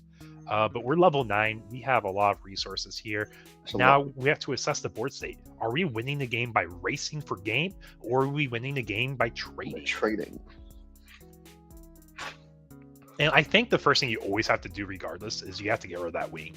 You have to, right? Destroying units and life at the same time just progresses you in a negative board state, either condition you're going for, unless you just have like link, swing for game type of thing.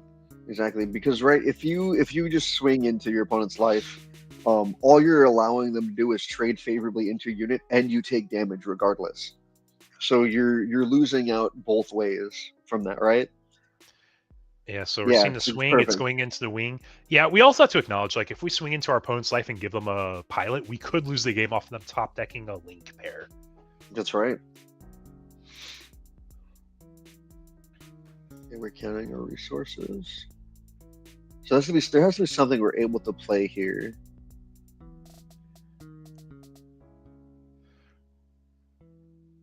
Yeah, so 2 units against a no unit board, but we have all the resources. We could play any unit combination from hand. Okay, so we have a blocker with a butt. Yep, it's a 2/2. It's a 6/6. It's got a strong face as well. Yeah, I just want to say it is pretty much the second best stat line you can get in the game after Wing Gundam with Hero Yui. Yeah. And knowing our opponents only at one, we're effectively top decking for this point of the game. So having the 6/6 unit is very, very impactful. Yeah, like we're just kind of scared. Like it's not really in our benefit to do anything here. Like we're just exactly because there's no reason to swing. You get blocked. You'd lose your unit. Yeah. Also, we can give them a card off of life, and there's right there. There's an Amuro. And that's something we're just talking about. Like, you weren't going to swing in that turn because you don't want to give them pilots if you don't have to. But you do also have to close the game at some point, too. And now having the blocker sideways, hopefully we have an Archangel in hand. That would pair off really well with it. Ooh, it's tough. What do we have?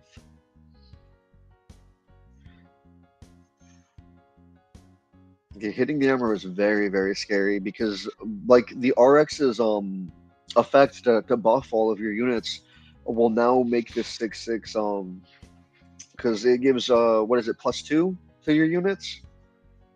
The RX. I think it's +1. Is it +1? If you have it paired, it's just +1. I think just +1 RX. Okay. But we definitely showcased some really good gameplay. Been really excited for this week. It's been really fun watching the players innovate. Like, we got a lot of red being played. We have a lot of people adapting their blue-white builds. We have a lot of people countering blue-white builds. And it's really refreshing to see. Like, again, we're at table 1, and our green aggro is back. It's here. I don't know if I call it aggro. I think it's more of like a mid-range. It's more of a mid-range, yes. It can skew aggressive because of the Zaku's, though, for sure. Yeah, because we do have more of that focus on, like, we have our RX, we have our wing. We're not just throwing a bajillion, like, all the small bodies. Yep, but we have 3 cards in hand now as our blue-green player. What are we hoping to get here? Like, I think our best card to have is Show Resolve right now, just because it goes hand plus, it digs a little deeper, maybe finds a 2-card combo we need for a link. Finding a base could be nice as well, giving us a card out of our life. Yeah, but a 6/6 blocker stat line is just so hard to interact with. For 100%. Because we at least what we have currently, there's no way to trade favorably. And now having this other block, now having the second blocker, it's very, very dangerous. But yeah, I think Levi's just positioned himself so well here in this tournament. Oh, and we do have the Amuro. Yep, we gave him that Amuro. Yep, so we can't tap down that unit, or yeah, we can. It's 4 HP with a 1 HP pilot, so yeah, 5. So it is restable. Tapping 2 here for a Rezel. So now, how are we doing our swings? We have +1 attack on everything from RX. So this is where we really got to do our math, right? How do we trade? How do we do this as favorably as possible? Yep. So Galgoog into the Kira and Gundam Lurith. Lifrith. It's a hard word. I remembered it that time. Yeah, because it's only it's a 5, right? So now we're trading our Galgoog into this bigger unit with a pilot attached to it, all thanks to our Gundam. Yep, and we're saying we know we have to start doing damage, so let's get in. I got rid of a launch striker out of life, and now do we get rid of the 6/6 blocker with our Amuro RX combo? But I think we value the RX just a little bit more than that. And then now, if they do they keep their blocker up? Because now we're at 2 life, and they do have 3 bodies. So do you deal with our suspended unit, or how do you keep the blocker up? Yeah, so we are swinging into the unit there. Makes sense. And we're playing an Ale. There we go. It's a good unit. It's a good unit to draw into. Good unit, yes. We just hope we get a pilot with it. Yeah, if we get that pilot, now we have that extra removal. Yeah, you would probably be bouncing something like the Rezel that has no possible way to link, but we get tap down the L. We get rid of the whole board here. Ooh, this is a very strong. Amuro Rezel into the double blocker, or the blocker of the Bonager, and then RX trades over AL, and we have our body. Yeah, so now we're repairing our state. Our opponent has no cards in hand. And our Gundam might be able to just between this turn and next turn might be able to just repair itself back and then take control of the game. Yeah, draw past turn. We're going to be able to start closing out the game a little bit more. And we got a white base. Oh, that's insane value. And then to show result. Oh, that is the heart of the cards right there. Yeah, we're just utilizing our resources so well here. This has been so back and forth watching these players. Like, I would say it is a masterclass both back and forth of both pilots. Like, not only are the players like getting resources that push them at advantage, but they're using them in such an efficient way too. They really are. They're doing everything they can to mitigate their opponent while pushing their board state. And it does come down to that what's it called? Where the word is escaping me. Where we're starving our opponent by the end. Like you get to that point, right, where you're top decking, and who has that favorable board state at this point? Like we did get into an AO. We have a pilot to go with it, but so is that enough, right, to stabilize when our opponent has this RX? We have our Dom. We have a card in hand. Yeah, so we have a blocker. And the white base to continuously make tokens. So now we can swing, right? And removing our bodies can potentially give us a better token. Yep, so first one is overflowing.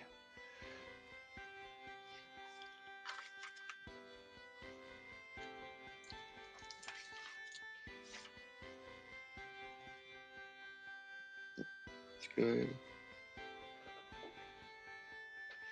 So I'm just trying to think, like, how does this improve or how do we? I'm just trying to think, like, are we scared of losing? I don't think there's anything I'm scared of necessarily.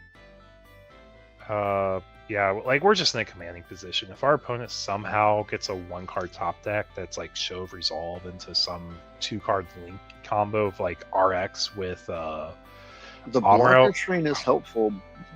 Like we mentioned before, being able to bounce is very strong when it comes to tokens. It essentially removing that threat from the field. And now we're back in a position where we have 1 life and 2 blockers to prevent lethal. Yeah, and you don't trade over the Zaku because you're basically waiting for your opponent to swing with the Zaku, then you block, and then you try to get them to trade into it again. So you get like 2 swings eaten up by 1 blocker. Exactly.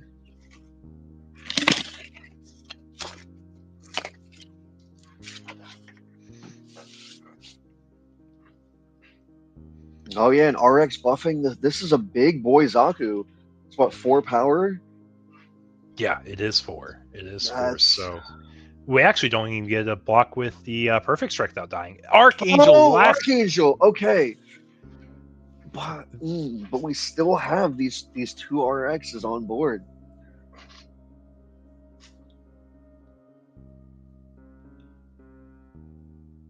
I think that's right. You trade favorably there. And then now, depending on what's on hand, oh, it is a pilot, so we are taking out the Archangel. Unless we... That is rough. Yeah, I think you let the Archangel go, and you hope you draw into another base. Because we need that. We need our unit to stay, right? Yeah, because like if you draw into an Archangel, it improves the board state. But if you draw into a unit, you're still doing effective. You're still not doing enough. And then that white base still just providing that extra value. You know it. Yeah, but these players have used every resource to their advantage. I think we have an Ale Strike in hand based on the 4 resources there. Yeah, it's an Ale.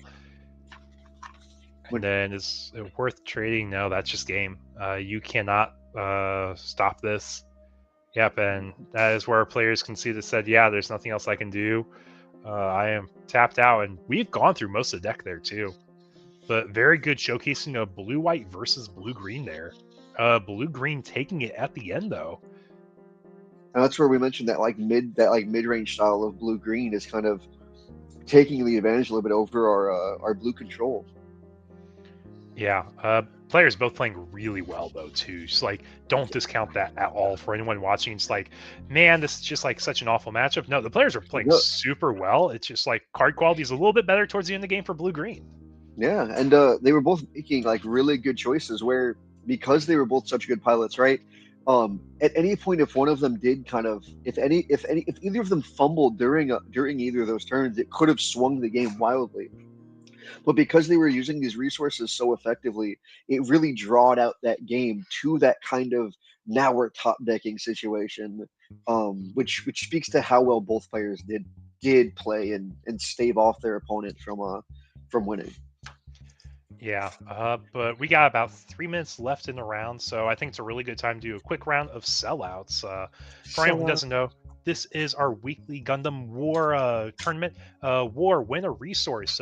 First place gets a Hero Yui resource guaranteed every single week, and tonight we have enough players, so top 2 players get one. So if you guys are trying to play the Gundam scene, try to increase your knowledge of the game, join us in the stream here every week. Play every week. Join the Discord. We try to minimize any hurdles. So if you guys are coming into game without any actual cards yet, print out proxies. Play with Japanese cards. As long as we know what the card is and it's very clearly defined, it's allowed to be played. Now, if you have questions about that, don't be afraid to ask in the Discord too. We love to interact with you all. Every week, Wednesday, 8 p.m. Eastern. I also want to add, if you have interest in the game too, but maybe you're a little nervous about joining like a tournament, right? Feel free to join Eagle's Nest. You can, like, people will be happy to teach you how to play Gundam, help you get better, and you can just free play in the server with a lot of very friendly people. Even if playing in a competitive tournament isn't your vibe, the Eagle's Nest community is very welcoming, very friendly, and you can just have a wonderful time just casually playing with people as well. Yeah, I think this is a pretty good opportunity for us to just get another lap, refill of water. I know I ran out of water. We've been talking a lot. Yeah. And we should be going to round 4 shortly. We'll have 2 to 3 undefeated players. So we are guaranteed at least 1 more round, maybe 2. But with that, I think it's a good moment for us to take a quick break. So we'll be right back, folks. We'll catch y'all later.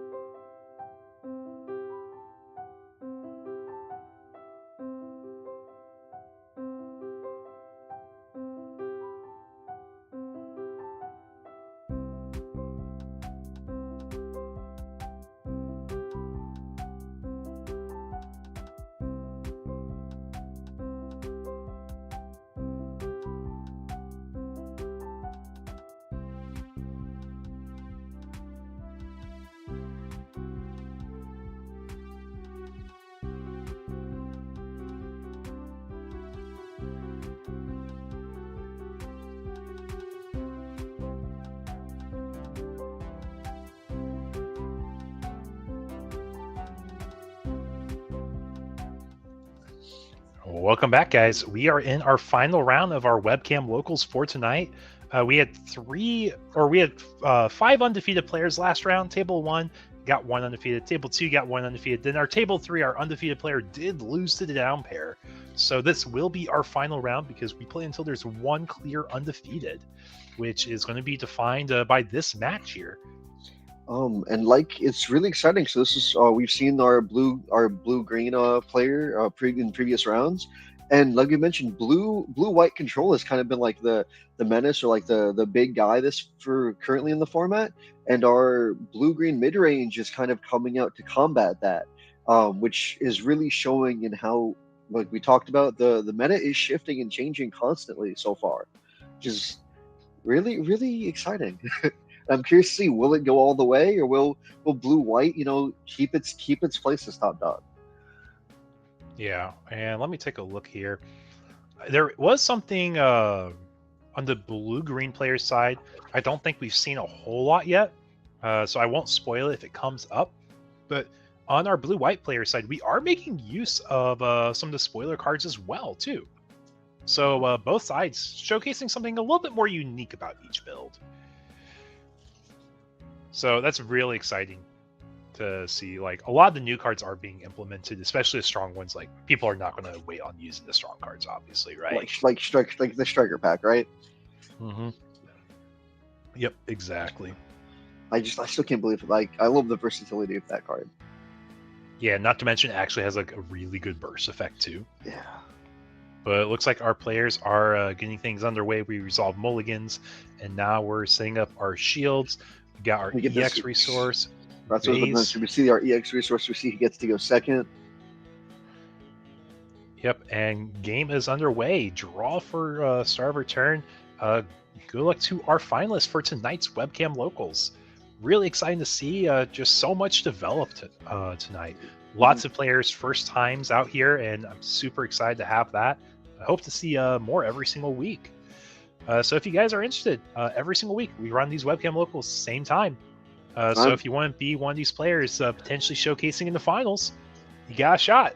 you could do it. And I'm sort of very excited for this card game. Like, Gundam is probably my favorite franchise ever, and getting to watch Eagles start these tournaments and not like it started off pretty slow, right? But watching it grow every single week has made me incredibly happy, and I love seeing my favorite franchise turn into like potentially maybe Bandai's best new card game, right? It's beautiful. I love more people should keep joining. We should foster the growth of this as much as we can, because this game is honestly incredible, and Gundam's the best. This is the best. Yeah, lots of, like you said, there's been lots of momentum, lots of community growth, lots of interest, and as we get closer to the release of the game, I imagine that there will be even more eyes on it, because like once we're in full throttle set 1, I imagine we will probably see the curse of set 1 Bandai games being a little hard to get, and a lot of excitement about it too. But we'll just sorry, I didn't mean to cut you off. I was just gonna say we'll just have to see how it turns out. Yeah, I would say that's my fear as well, right? Like, it happened to Digimon, it happened to One Piece. That set 1. Ooh, my disc, I froze a little bit. Did I lose you or no? You're here still. No, we're good. Okay, cool. Yeah. My computer like had a hiccup. But we've had those issues like Digimon when it came out, One Piece, that like it was kind of hard to get product. But Eagle's still gonna be here, still gonna allow proxies. You should get to play the game, experience it in a very welcoming space. And then when you are able to get that product, you'll be able to fully use it to the best of your ability.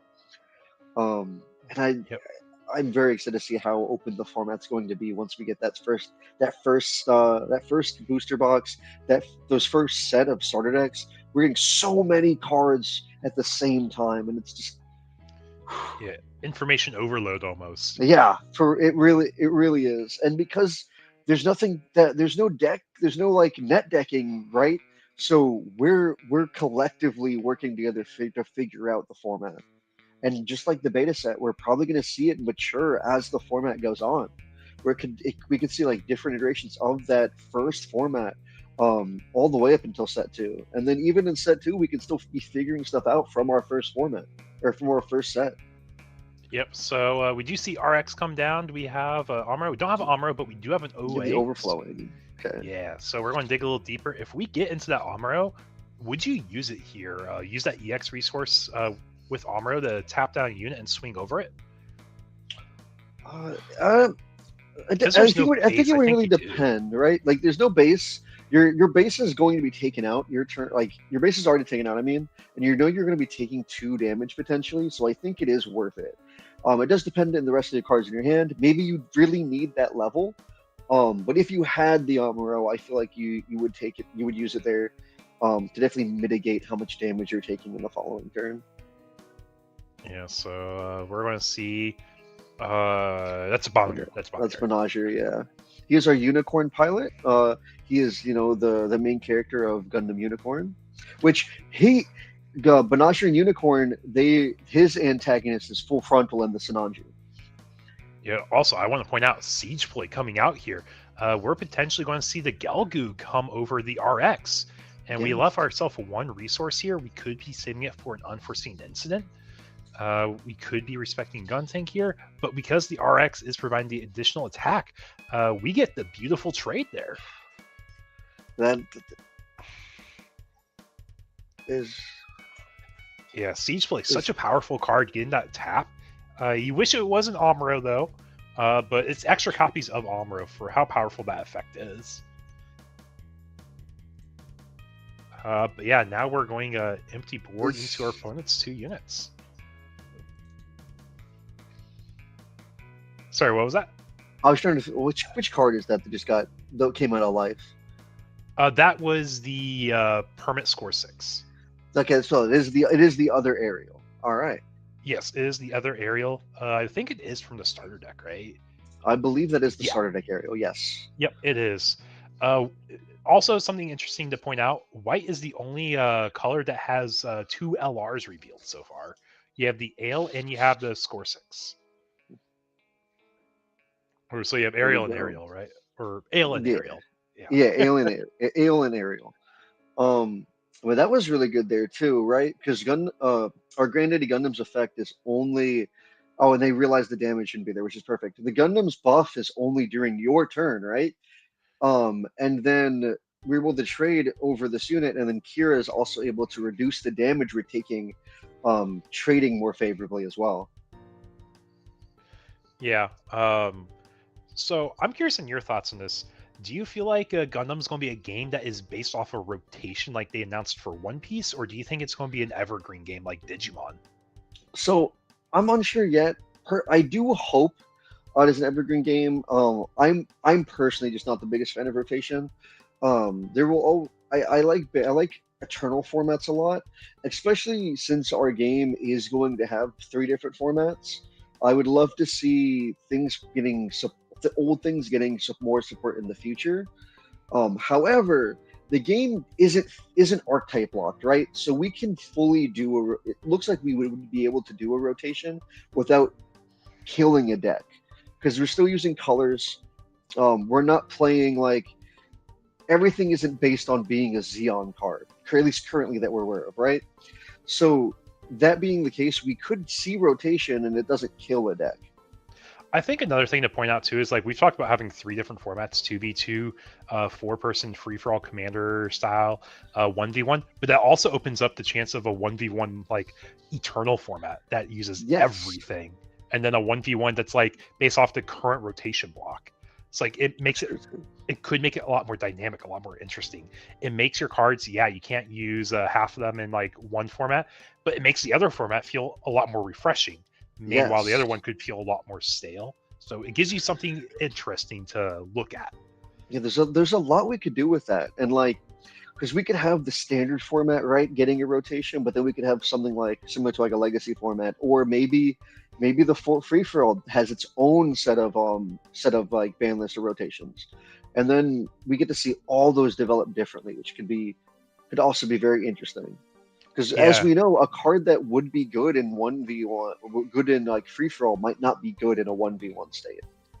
Yeah, cards that I don't know if anyone's really read the comprehensive rules or paid much attention to them, but there's a difference between cards that say select one unit, select one friendly unit, Mm-hmm.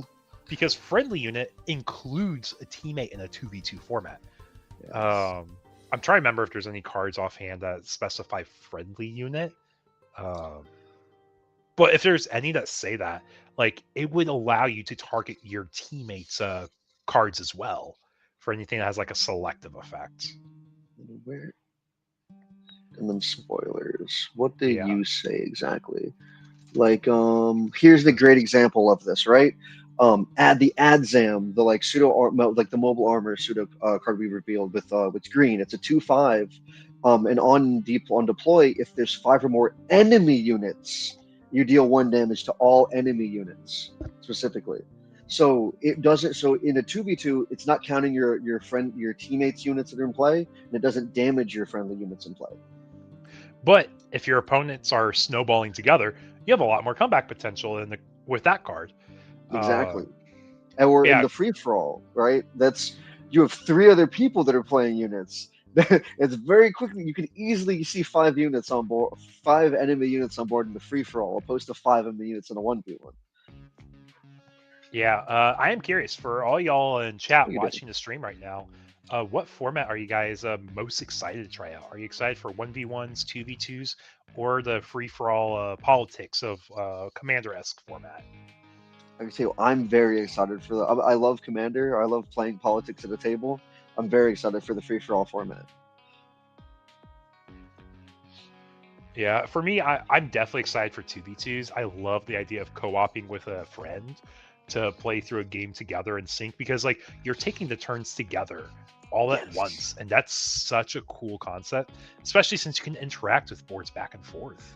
Yes, I really like that, because opposed to, we're very used to, like when it comes to like One Piece or Digimon, our teammate formats aren't really, you aren't really working together, right? It's effectively best of 3 with each of you playing a best of 1, but this is, you are working together. You're playing at the same time, and you're using your resources together to defeat your two other opponents.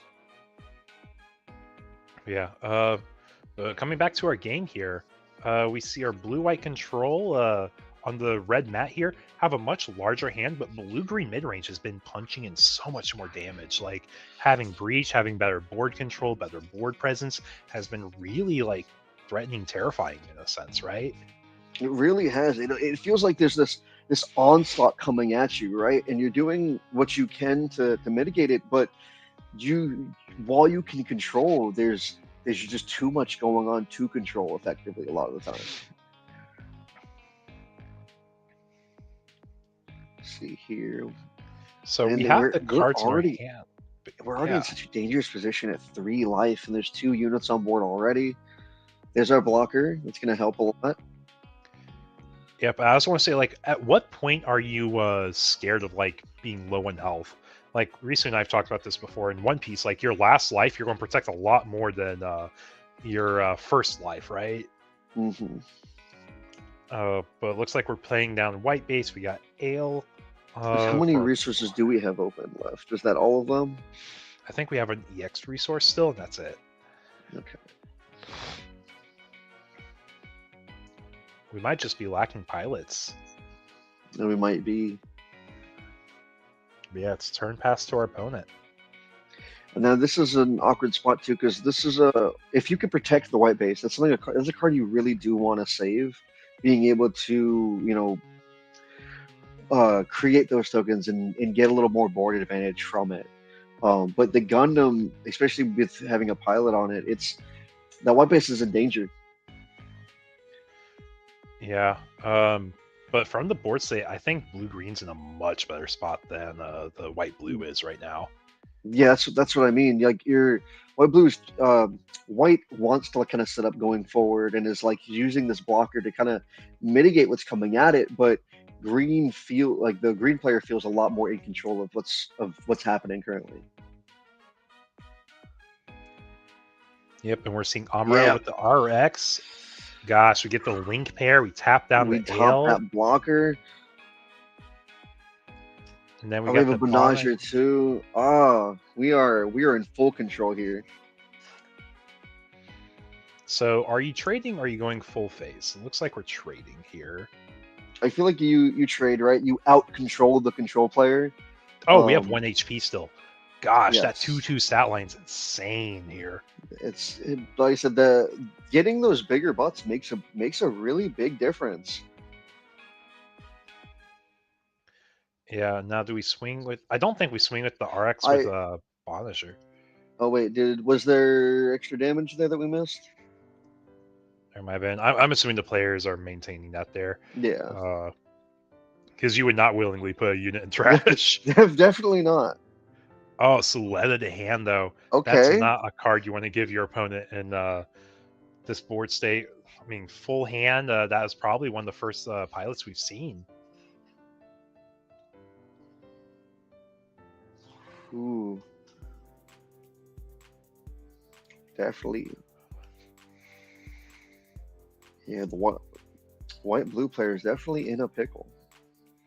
It's like you can play a base, draw your last life, but like you have no chance of a burst save. Like you don't want to bank on that though either. That's too scary.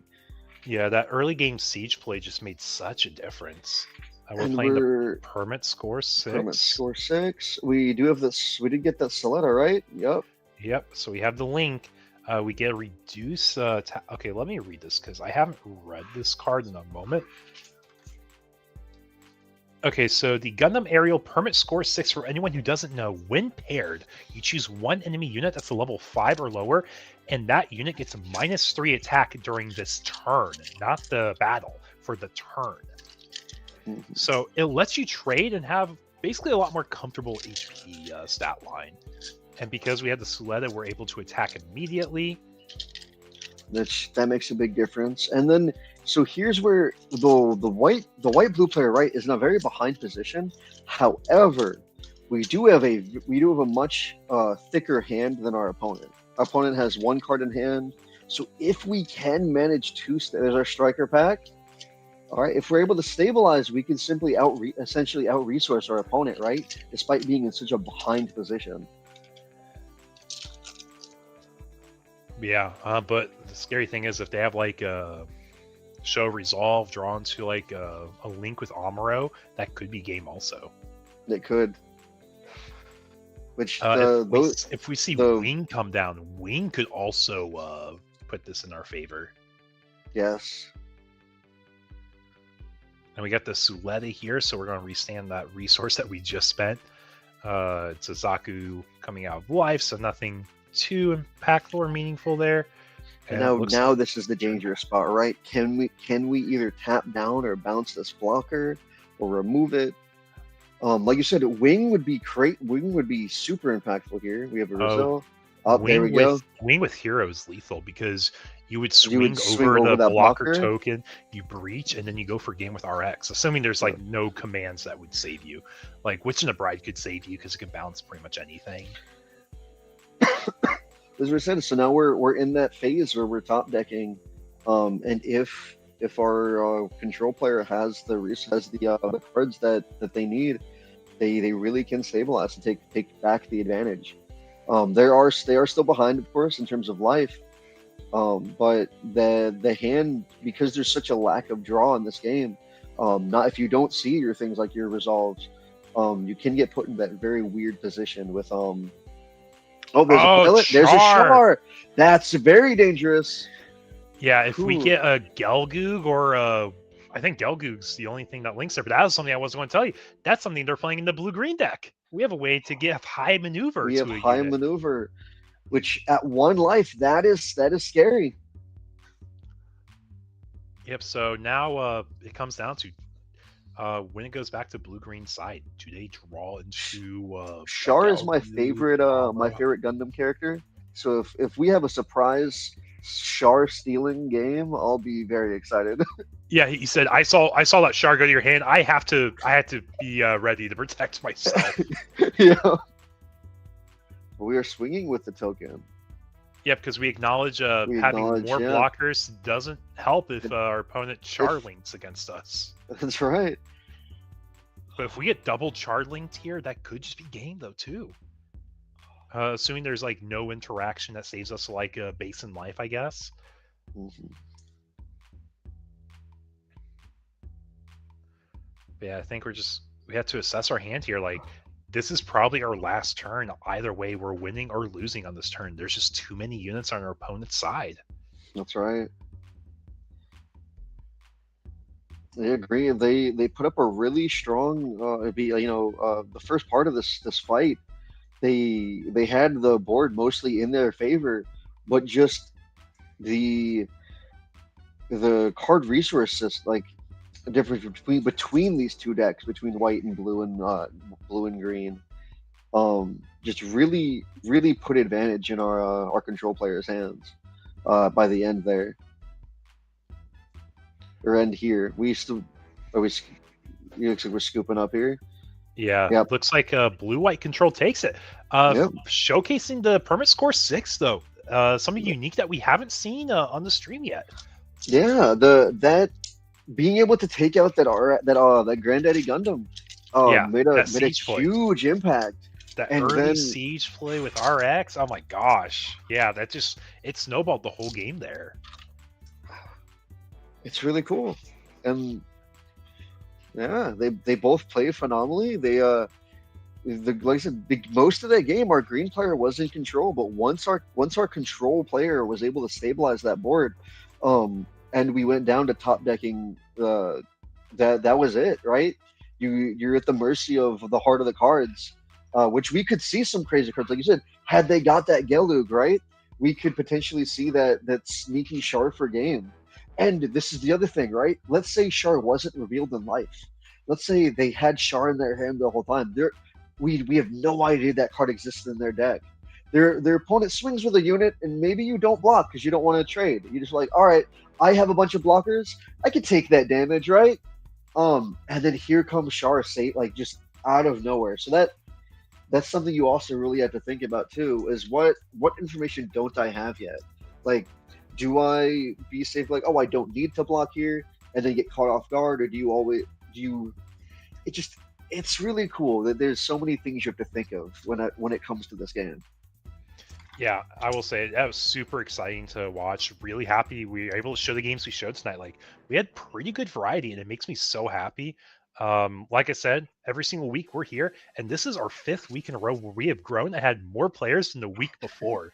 And if that's not awesome, yeah, so I want to say next week, I want to see even more. I want to see even more next week. But yeah, we're here every single week, guys. Win a resource locals every single week here, Wednesdays, 7 p.m. Central, 8 p.m. Eastern. If you guys want to check out the stream, we'll always be streaming here on Reese's channel. If you guys want to play, join the Discord in the description below. We'll have our signups live every Sunday is when we post them. So if you guys are debating on if you want to play, check out details there for what the pricing is. Discord link in the description. And this Discord's fantastic. There's Gundam, there's Digimon, and again, even if you're not a competitive person, which please join the tournaments. They're amazing. They're accessible. You got proxies. You have a really friendly community. But even if that's not your thing, join the Discord. It's a super friendly community, and you'll be able to play casually with almost anyone here. People will help you learn the game, play with you. It's Gundam, Digimon. It doesn't matter. It's a fantastic place. Thankfully, Eagle has really facilitated a very beautiful community Discord, which I'm very happy to be a part of. Yeah, but with our finals, Blue White Control taking it, showcasing some of the new cards, Siege Play being such a big impact, showing the permit score 6 really mattering in a time where you need a trade and not lose your body and maintain your health mattering a lot. I think it's a really cool thing to end tonight with. Any other comments you have, Ludian, before we call it? I think that's pretty much it. Just like you said again, I guess the last thing was just how cool it was that we got to showcase so many different decks. We saw the red white, we saw the blue green, we saw blue white, and we saw different like spicy things in the players' individual versions of these lists too, right? We saw the Char, we saw the Permit Source 6. It's really cool that we're not sitting here in a wall of mirror matches or people playing like the same 50 cards. Even when we have this like blue white mirror or something similar, there are those key differences, and I think that shows incredible potential for the game moving forward. And I think that's my last little input there. Yeah, and one thing I do want to say also, Risu, he won't sell himself out all the time. He gets a little shy sometimes. But if you guys aren't subscribed already to the channel, make sure you subscribe to Risu the Squirrel here. He also has channel memberships. So if you I'm guys a channel member. channel members get emotes. You get the little hype acorns. You get the little Risu Squirrel. I call it a little Risu Squirrel icon. Not me putting them in the chat right now. But if you guys enjoy this content, I really would encourage you guys to show support to our streamers, because supporting us helps support you guys, and it's a feedback cycle at the end of the day. And we do as much. We improve these streams. We improve the tournament scenes. Yeah, and it helps us know what you guys like to see too. Yeah, exactly. Lets us know we're going in the right direction. But with that, I want to say thank you so much again, everyone, for watching the stream. And take care. Have a nice one. We'll be here same time, same place next week. Have a wonderful night, y'all. And thank y'all again.